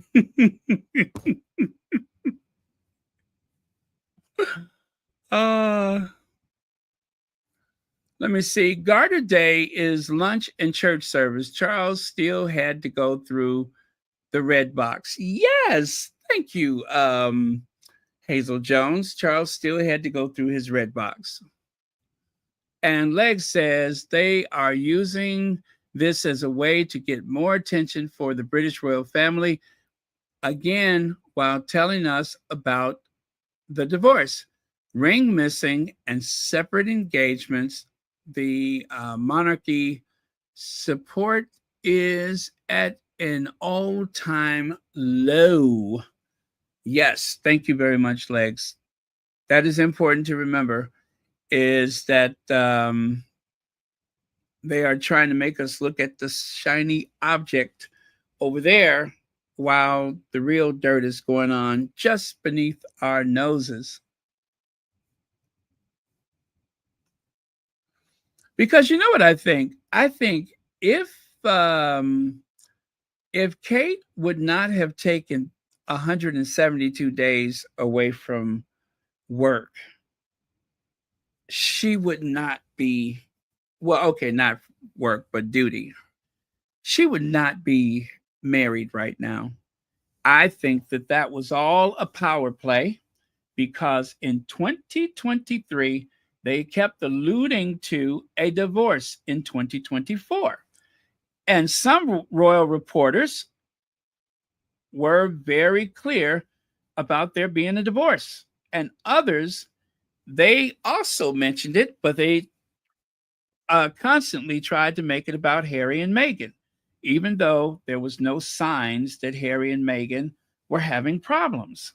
If you guys remember, Matt Wilkinson even said, that horrible person, he even said that he could not find anything, that there was no word anywhere. And what, didn't he go to California? And he said there was no word anywhere about the Sussexes having any level of relationship problems. They even had assigned a hotel where Harry would go to cool down when things got tough. And none of it was true. None of it. But they tried it anyway. And they had to do it because it was someone else in the family that was actually being threatened with a divorce. I really do believe that. Because along with the idea of a divorce, let us not forget they were priming us for a year. And that included reminding us that William will go and do these engagements alone, that they were going to have a professional, you know what I'm saying, what they were saying about Harry and Meghan, a professional, whatever they called it, separation, a professional separation.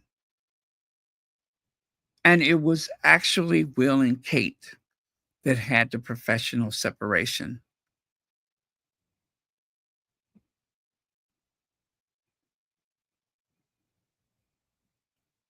So they tried it.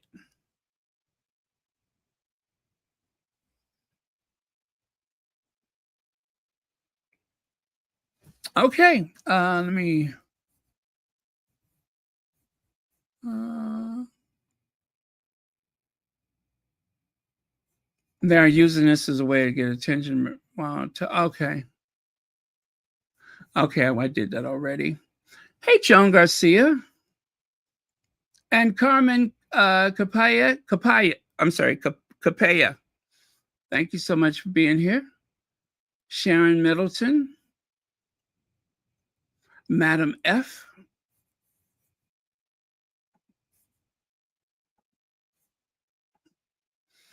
Now, there's that spot of bother again. A few days ago in a video,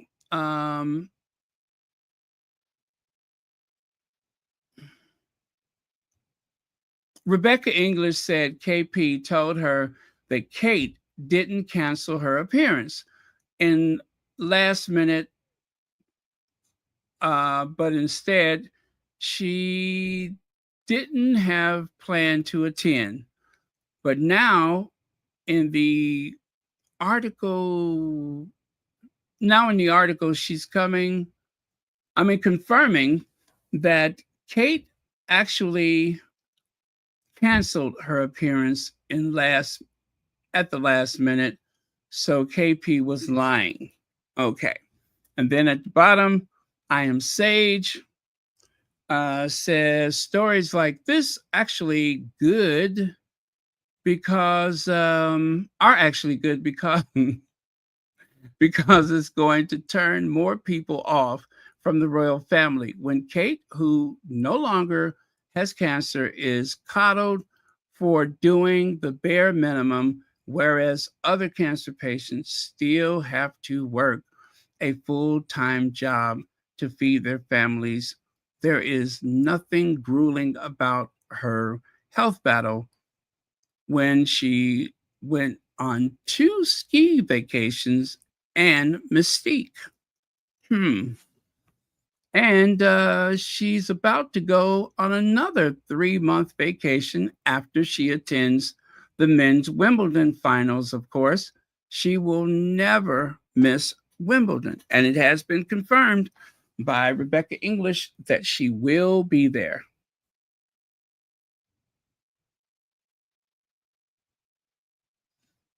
Isn't that a dog of a dress? Isn't that a dog of a dress? Oh, that dress is repulsive. It's ugly. And indeed, as we expected, the Princess of Wales was in it for the husband. Scott issued their carriage list as normal, and indeed, as we expected, the Princess of Wales was in it for the husband. But 22 minutes later, I received a message from Kensington Palace to say no, this had been issued in error, and in fact, the Princess of Wales was not going to be here.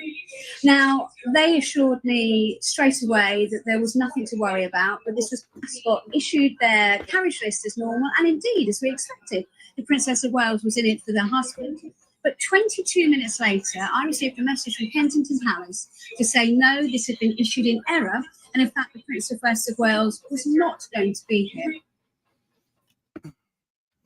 I still do not the fact that they're giving this so much attention and that they are tripping over themselves to explain it, that lets you know that there's something wrong.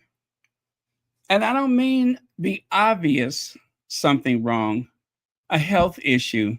That means somebody either dropped the ball or somebody had a last minute outburst or something, because it's just like with the Williams absence has nothing to do with Thomas Kingston. This is too orchestrated. There's too many moving parts, and they're trying so desperately to cover their tracks. I just don't believe it.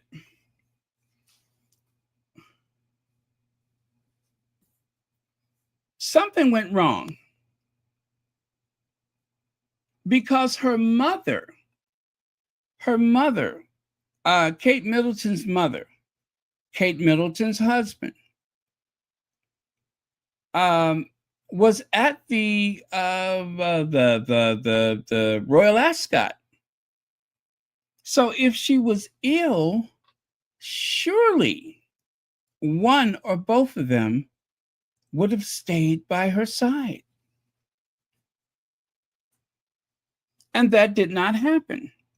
Now, I got to tell you what I learned today from Becky the Blob. And I almost wasn't even going to mention this because I thought it was just a bit too much. But I'm going to ask the question actually, and then you let me know if you've heard this or not. According to Becky the Blob, Kate had, I guess they call it a pick line. That is what Becky the Blob said. It was as though she was disclosing information to make sure that we feel how serious her situation was, how precarious her situation was. I have never heard that. This is the first time that I've heard it. It's like the nuclear option. It's like that you bring up when it's absolutely, positively necessary. Have you all heard that before? Because this is the first time I've heard it. Did I say mine or line? I meant to say pick line.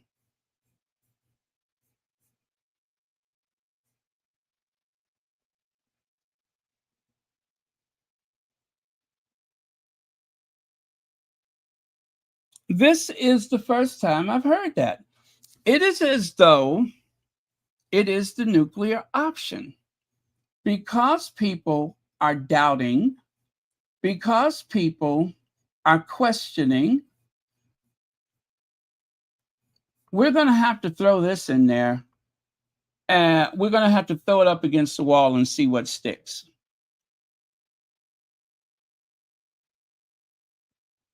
Okay, maybe I'm saying it wrong. Let me look at the article. I don't know. I'm probably saying it wrong. Let me look at the article just to make sure I get it right.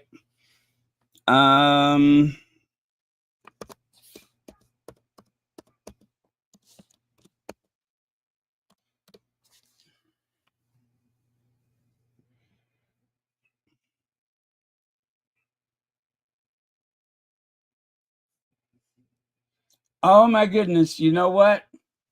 I'm going to tell you what's interesting too. 1, 2, 3, 4, 5, 6, 7. They have edited this article 7 times since it was printed the first time.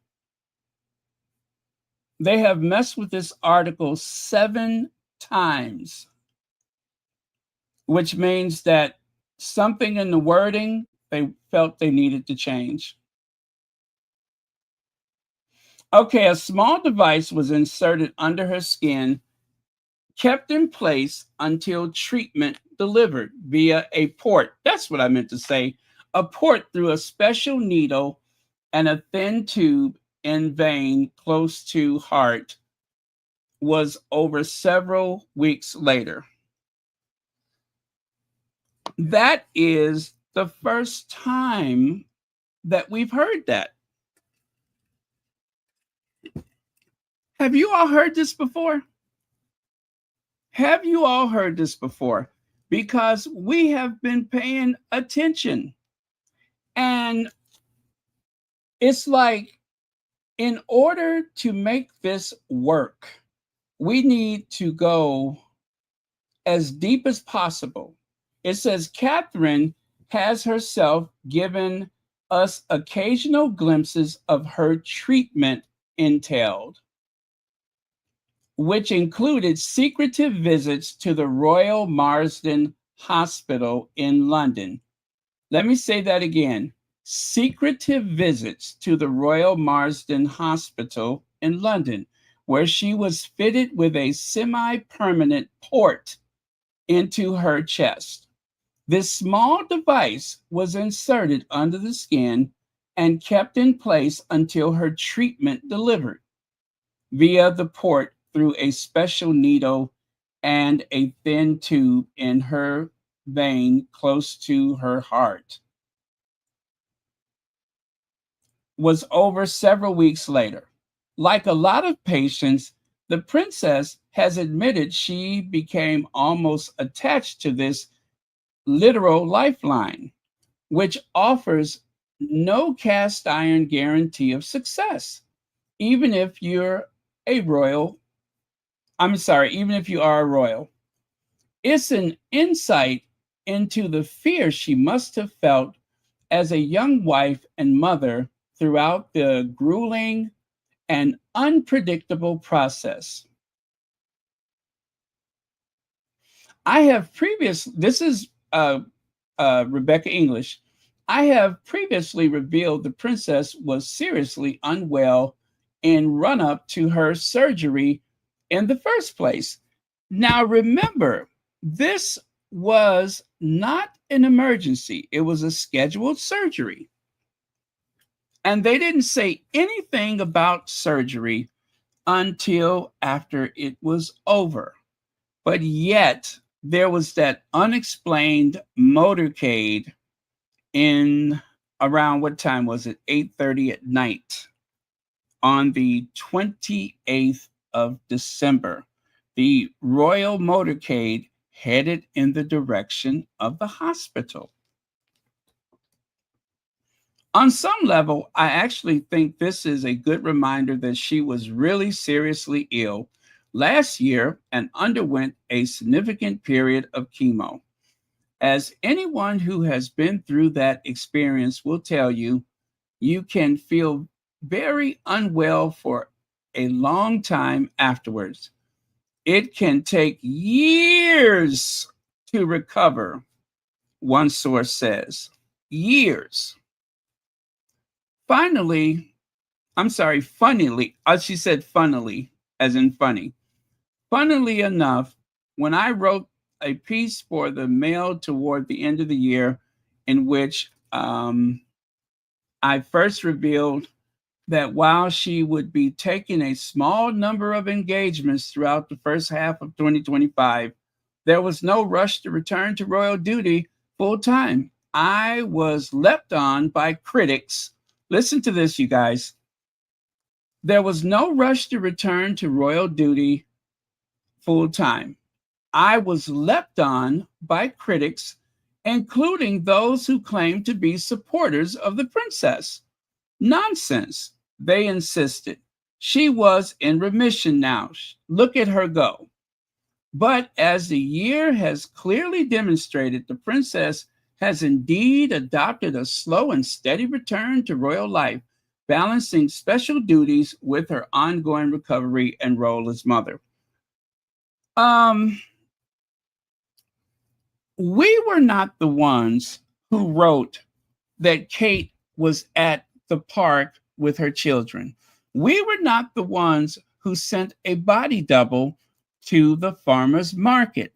We were not the ones who printed a photo of Kate with her head facing a brick wall. We were not the ones who said that Kate is doing the school runs. We were not the ones who said that Kate went to the gym to build her strength up. They made Kate sound like she was some type of action figure and not someone who was near the end for months. And you know how they say two things could be true at the same time? No, no, no, no. None of this information has been mentioned before now. I'm going to ask you all again. Have you heard any of this before? I don't recall. I don't recall.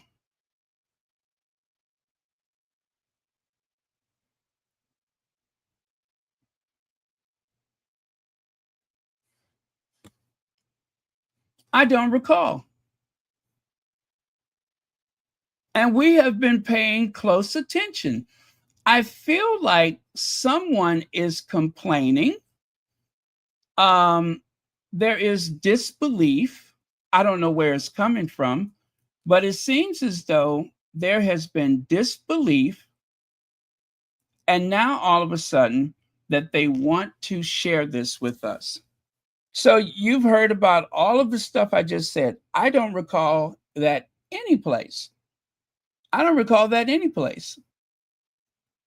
I'll take your word for it, but this is new to me. And it is especially interesting that while their poll numbers are low, while there seems to be a lack of interest for the second consecutive year, the Trooping of the Colors was at a very low point. And now they're so forthcoming with every element of her treatment. I think that this is to gain attention. They want to garner as much attention as possible. So the absence, and then you know what else? Let's try to keep count. On the day of Wimbledon, let's count how many times we hear brave, brave, brave. Let's count how many times we hear brave. This just seems so orchestrated. It really does. I'm finding it very difficult to believe all of this.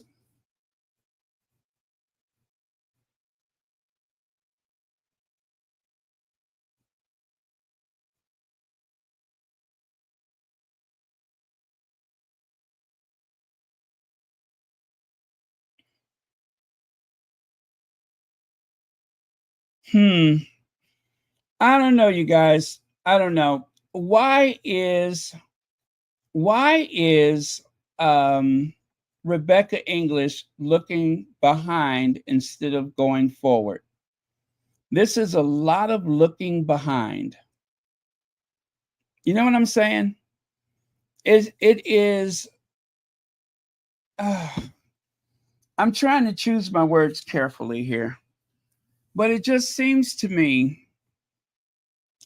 as though they are spending a lot of time trying to convince us how terrible things were for her when the conversation should be about improvement. And then there's the very awkwardness of the absence at the last minute. And I say it again, if she's so bad off, then why was her mother there?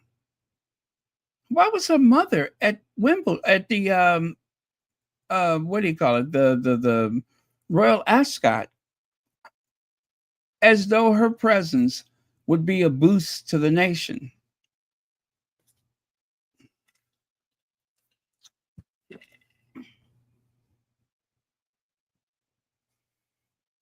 Mm. Mm-hmm.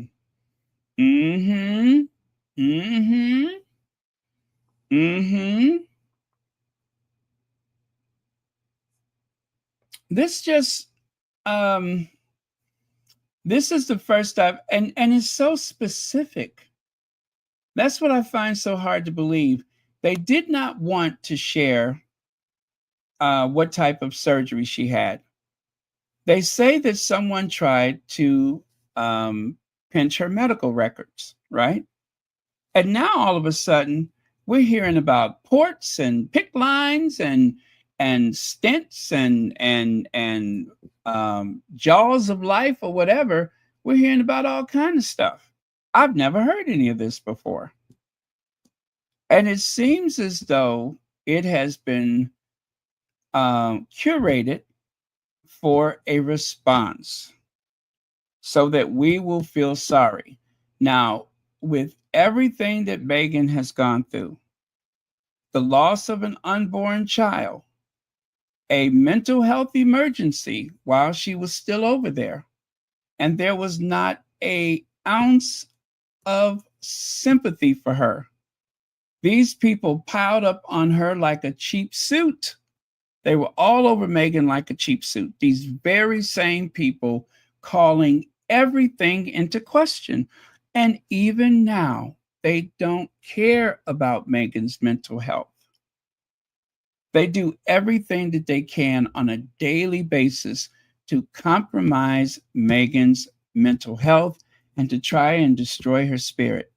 And in the same breath, we're hearing about a port that was semi-permanent and the exhaustion that is unpredictable. While for 172 days, we got nothing but conflicting information day after day. It'd be different if we weren't paying attention, but we were.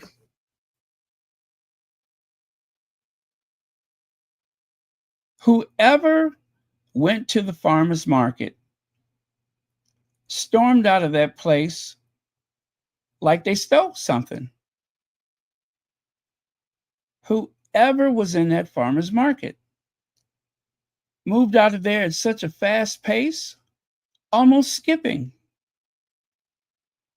And then when people scoffed at that, days later, there's Kate sitting on the bench looking like a Renaissance Jesus painting from medieval times or whatever, from the Renaissance rather. And it was very ethereal. No one took credit for filming it. Only the BBC said that it was them, but there was no individual that took credit for that. There is a hole in this story big enough to drive a ship through. You can put the SS Nimitz in there. Huge aircraft carrier. You can just push that right through it because there's something missing. I'm sorry, but there is just something missing. And we know because we've been paying attention.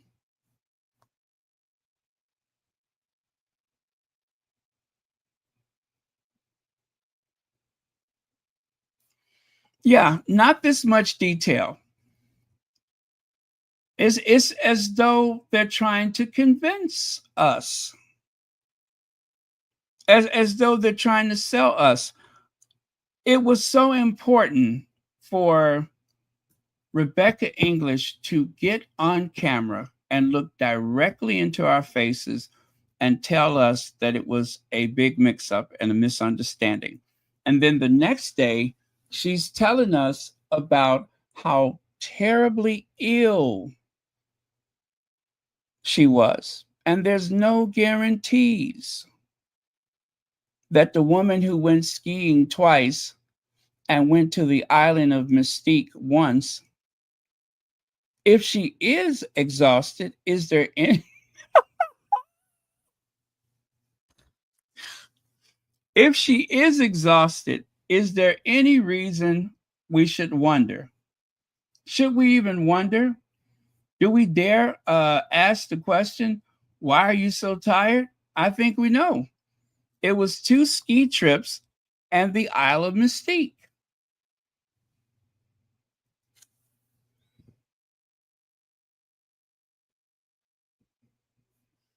Oops, they done it again. Kind of sus to me.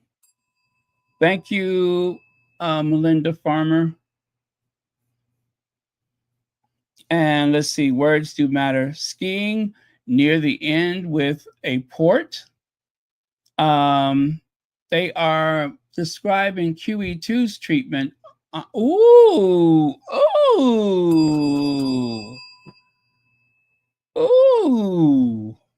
I like where you're going with that. Now that's deep.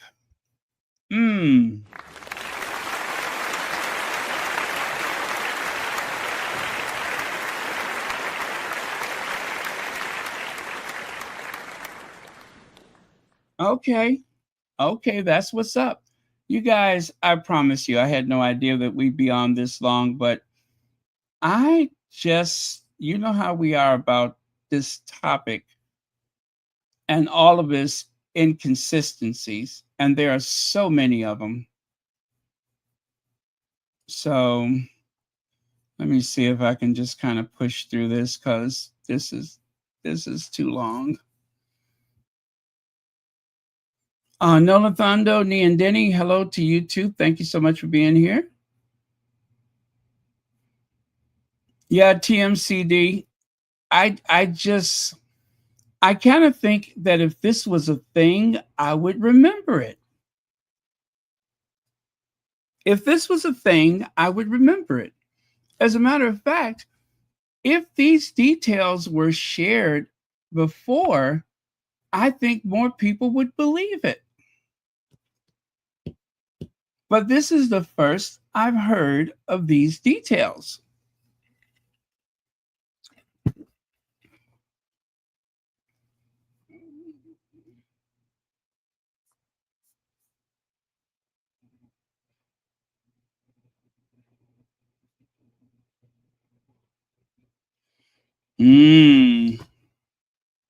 Okay, Sonia Johnson. That's pretty much what people were saying in January of 2024. Hi, Disorganized Crafter. Thank you for joining us.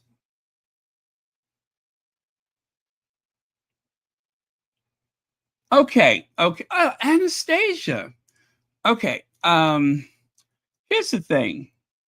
Why the big sale pitch? Why go through so much trouble? I don't understand who the audience is. Who are they talking to and why? Why are they sharing all this information? Why pushing the term balance? Balance. Now, when you hear balance, the opposite of balance is what? Unbalanced. And using the term unbalanced, isn't that how we usually describe somebody who huh?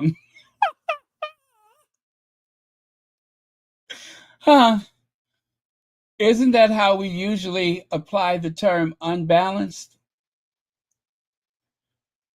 How do we usually use unbalanced?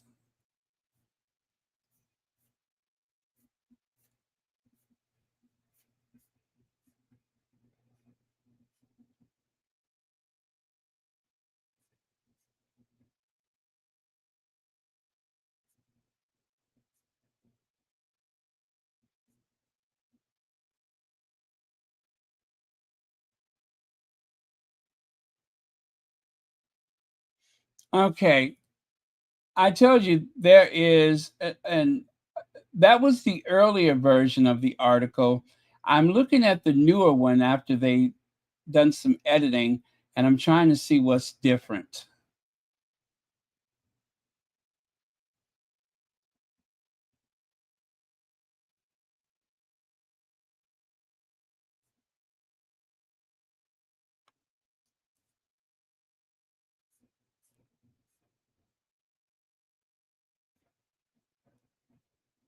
Okay, they still have the port mentioned here, so I was wondering if that would have been removed.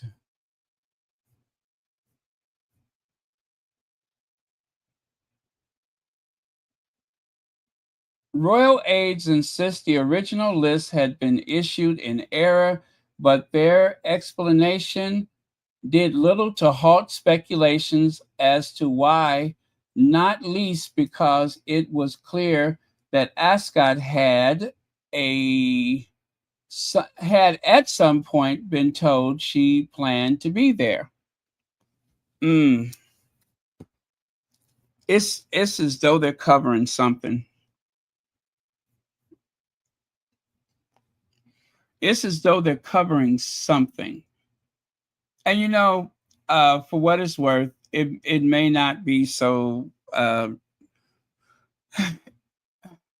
You know what they say?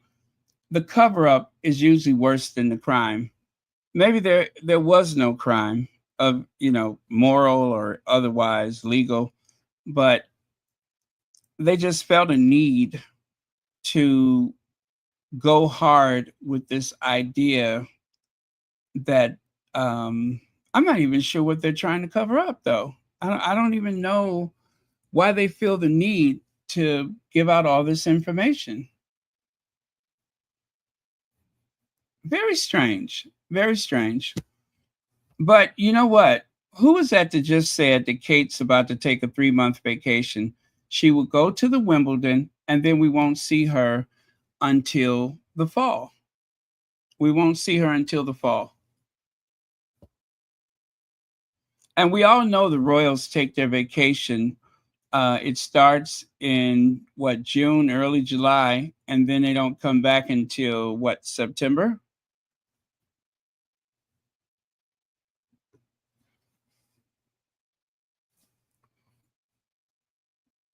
So yeah, a 3-month vacation.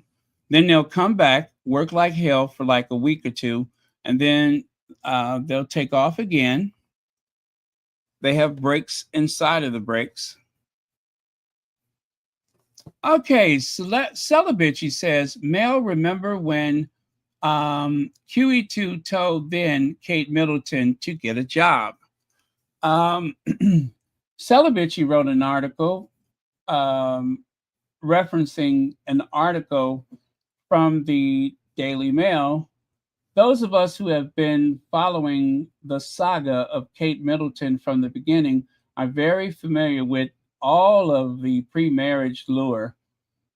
The British media has done a pretty good job cleaning up Kate's image after she married Prince William in 2011. But a lot of us remember all of the good gossip from back in the day, the weighty gossip and the gossip about Kate running to Carol constantly so that Carol could stage manage the courtship. The gossip about all of the times William dumped Kate in pursuit of other women. One of my favorite pieces of vintage Kate gossip was the story about Queen Elizabeth telling Kate to get a job. Every so often, the story gets brought up, and interestingly enough, the Mail decides to do a who remembers piece. You guys, I had to take my time with that because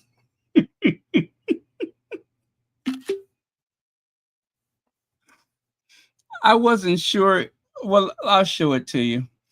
I had to take my time with that because I was like, wait a minute, what are they saying? Let me show it to you. I got stuck on the word who remembers. You know why, right?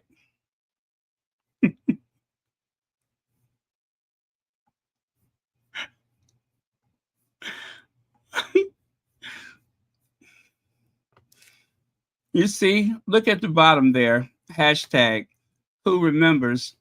Why did I get stuck on that one?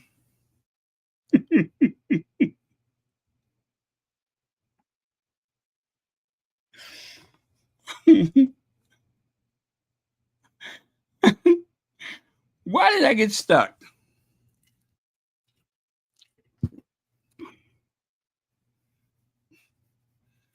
Do you think they did that on purpose? Was that deliberate?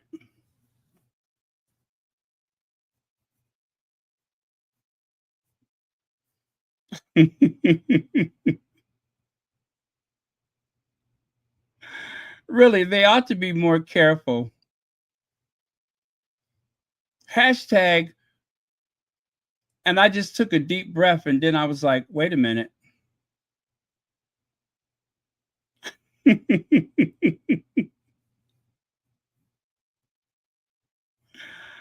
Oh, okay. You guys, I did not mean to stay on this long. I thought I would be on for about an hour for real. So I am dragging this out and I need to keep moving here.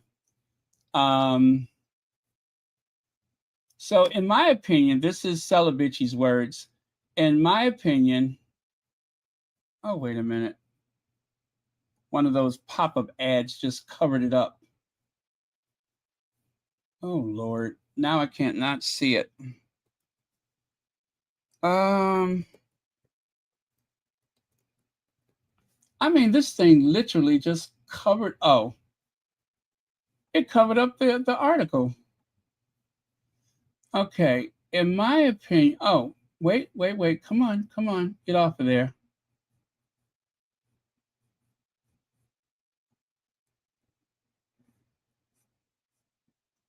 Okay, in my opinion, there's a reason why the Mail is bringing this up again and talking about how Kate has truly never held a real job. Even the jigsaw job was basically part-time because Kate had to be available to go on vacations with William at the drop of a hat. This is all just reinforcing a certain Kate narrative, one which has always lingered despite the palace's half-assed cleanup job. That narrative Kate doesn't know how to work. Kate loves to take vacations. Kate is a delicate flower who cannot be expected to do much of anything. Kate was not built for any kind of work. And even QE2, Queen Elizabeth II, saw that it would be a big problem for the firm long term. Well, here we are. That's how they end the article. Well, here we are. How about that? Hey, Jelaine, thank you for joining us. So, but anyway, look at Kate. Kate is very beefy. She's thick, right? Now, that's how Kate used to look before she got so royal. That's how she used to look. Very little makeup. Still doing the hair extensions, though, I think.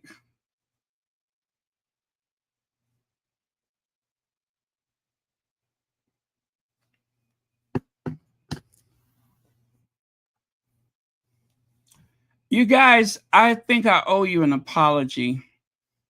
I came across this photo today, and I realized that I may have harmed you all in some way.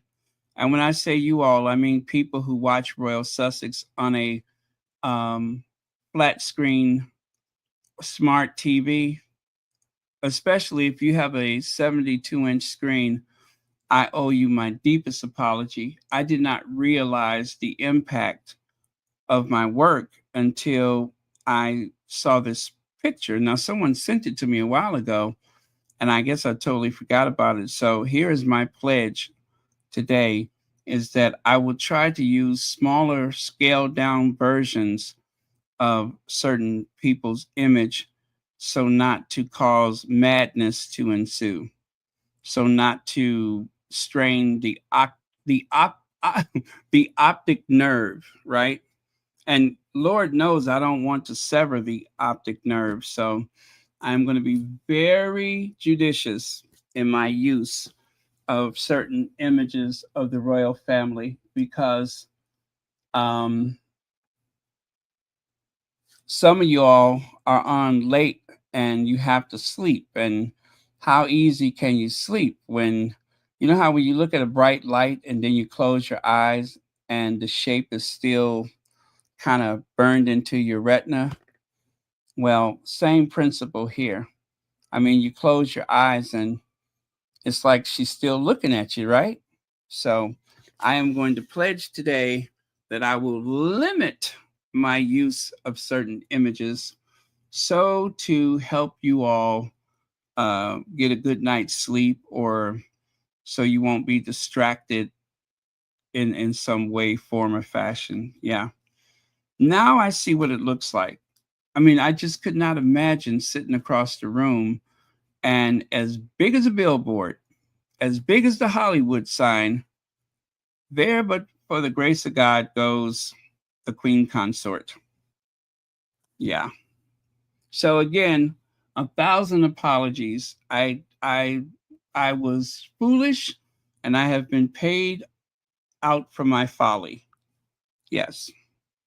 Sorry. So in the spirit of that, let me go to the next picture. Next slide, please. Now, you guys, sometimes when I'm prepping for Royal Sussex, I actually see things that I didn't see the first time around. I looked at this kid.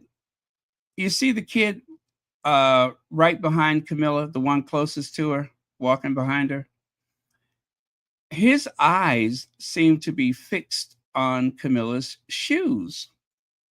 And I thought to myself, he sure has a very curious look on his face, like something amuses him, like he sees something that he's never seen before as Camilla is being trundled into as Camilla is being trundled into the Westminster Abbey. But what is it that has caught his attention? Is it the size of the shoe? Is it the style of the shoe? What seems to have shocked him? And then I did some investigation.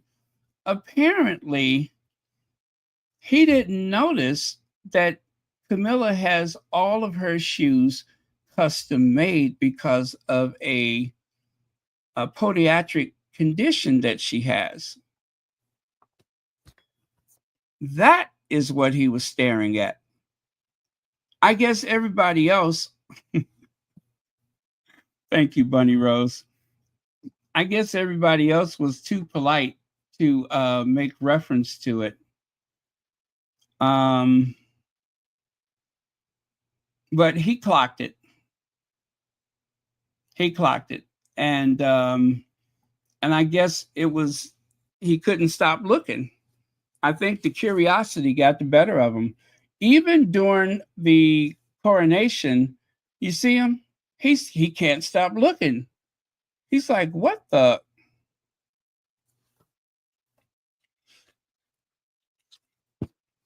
So I just thought that was kind of interesting because you can see that he's shocked, amused.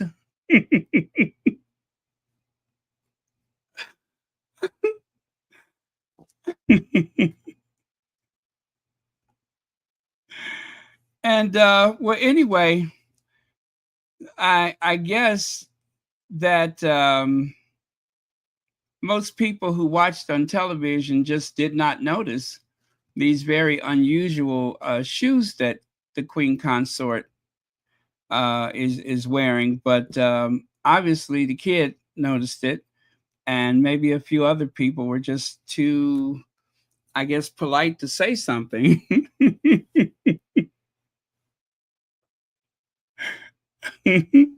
Wilbur, Wilbur, Wilbur.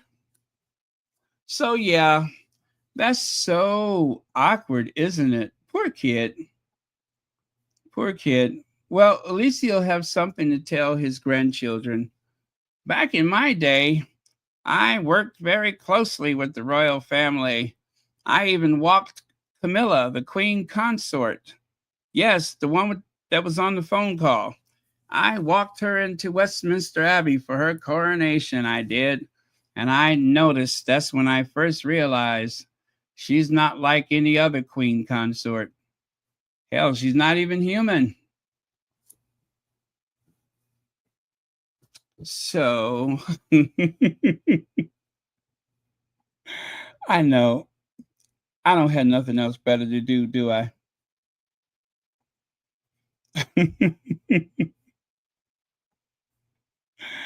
Okay, you guys, I'm almost done. I think I'm going to finish with this. I'm pretty sure I am. Look who was in Chicago today. Look who was in Chicago today. Malala Yousaf. Am I saying it right? She was in Chicago, standing in Millennium Park by the Bean, eating Chicago style pizza, walking along the famous Chicago Riverwalk. But that's not all. She says, oh gosh, you can barely see that. I can barely see it, but let me try to see if I can fix my eyes and tell you what she says there.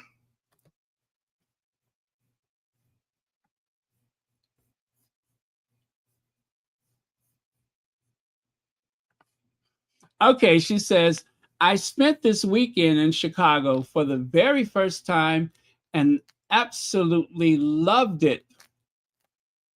Yeah, that's what she said. I spent time in Chicago, the weekend in Chicago for the first time and absolutely loved it. And there on the right, it says, from the delicious deep dish pizza, have you seen Chicago River dyed green? And of course, she's talking about the St. Patrick's Day tradition. And she went to play a little, that looks like Dave and Buster's to me. I don't know if that place is still open. She said, and then challenged Asser Malik, I guess that's her husband, to some bowling in a good old fashioned arcade. I may have a slightly competitive side. And then on the right, didn't have as good luck playing basketball, but Chicago Bulls, I think this should count, right? And then there on the right, it says, to exploring the beautiful architecture. And lastly, you guys, we're in the home stretch. Magical City, Chicago. I can't wait to see you very soon again. Before fighting for my right to go to school, she threw a old picture in there from, you know, I guess that was just after she was wounded for trying to go to school. I love her. I think she's absolutely brave. She's the real example of brave. And this is the very last thing. Marvel pays King Charles millions for Windsor location shot. Did you hear that? They are paying him millions because they used the Windsor location shot.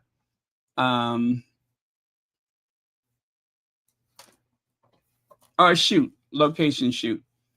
Marvel Studios will film Avengers Doomsday at Windsor Great Park this summer. The deal, reportedly worth several £1 million, gives production access to Crown Estate land. Around 300 cast and crew members are expected on site. Charles, as ranger of the park, plays a direct role in approving arrangements like this under the sovereign grant. He receives 25% of the Crown Estate annual profits. That means a portion of Marvel's payment will land in the monarch's pocket.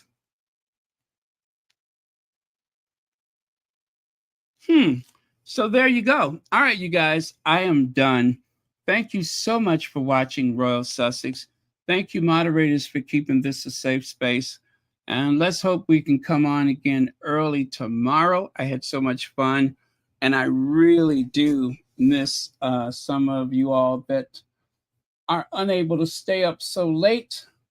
But then there are people who prefer the later hours. So I'm going to have to try to establish some kind of balance between my official royal duty and my home life. I'm trying to find a balance.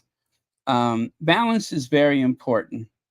And if I can strike the right balance, then I'll be balanced.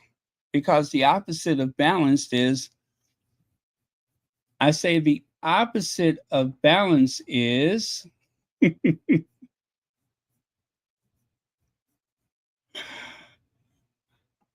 unbalanced. Yes, the opposite of balance is unbalanced. Cuckoo. Cuckoo for Cocoa Puffs. One flew over the cuckoo's nest. Lights on, but nobody's home.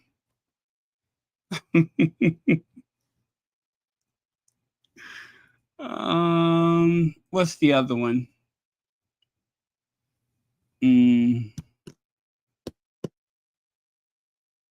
Well, anyway, you know what I mean.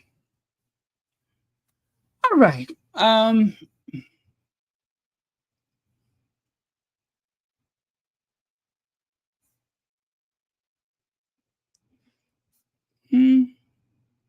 Okay, we're good.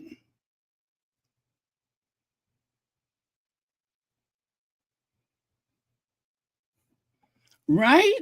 I like that time too. I really do. Like about 10:30, 11 o'clock my time, because I feel like I'm not going to miss anything. Because, you know, sometimes when the Sussexes go out or something like that, and we find out there's some pictures, that's like one of my favorite things is when we can all see the new pictures together or the new video clips that come out. I love that. I mean, it's like we're all watching the same movie, or you know what I mean? We're watching that rom-com called Harry and Meghan. That's always fun.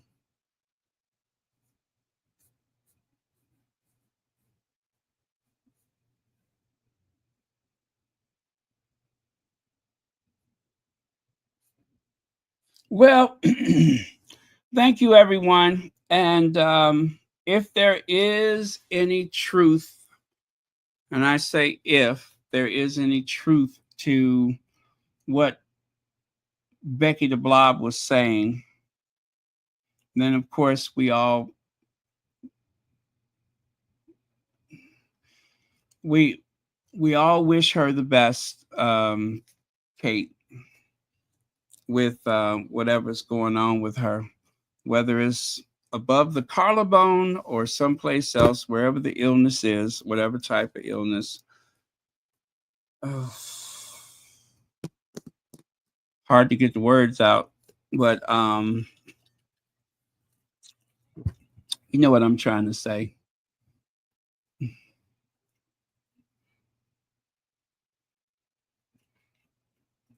That wasn't so difficult. I didn't even choke on my words.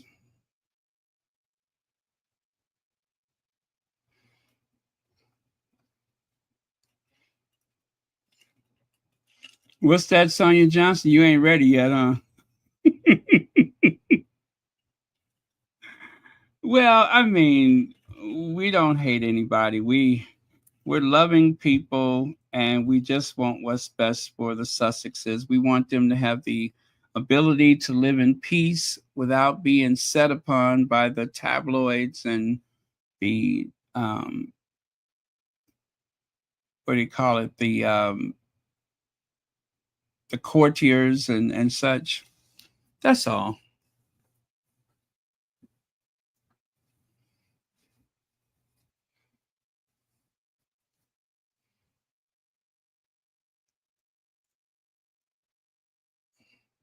Okay. All right. We're good. Love you guys. I will see you all tomorrow. I had so much fun today. So much fun.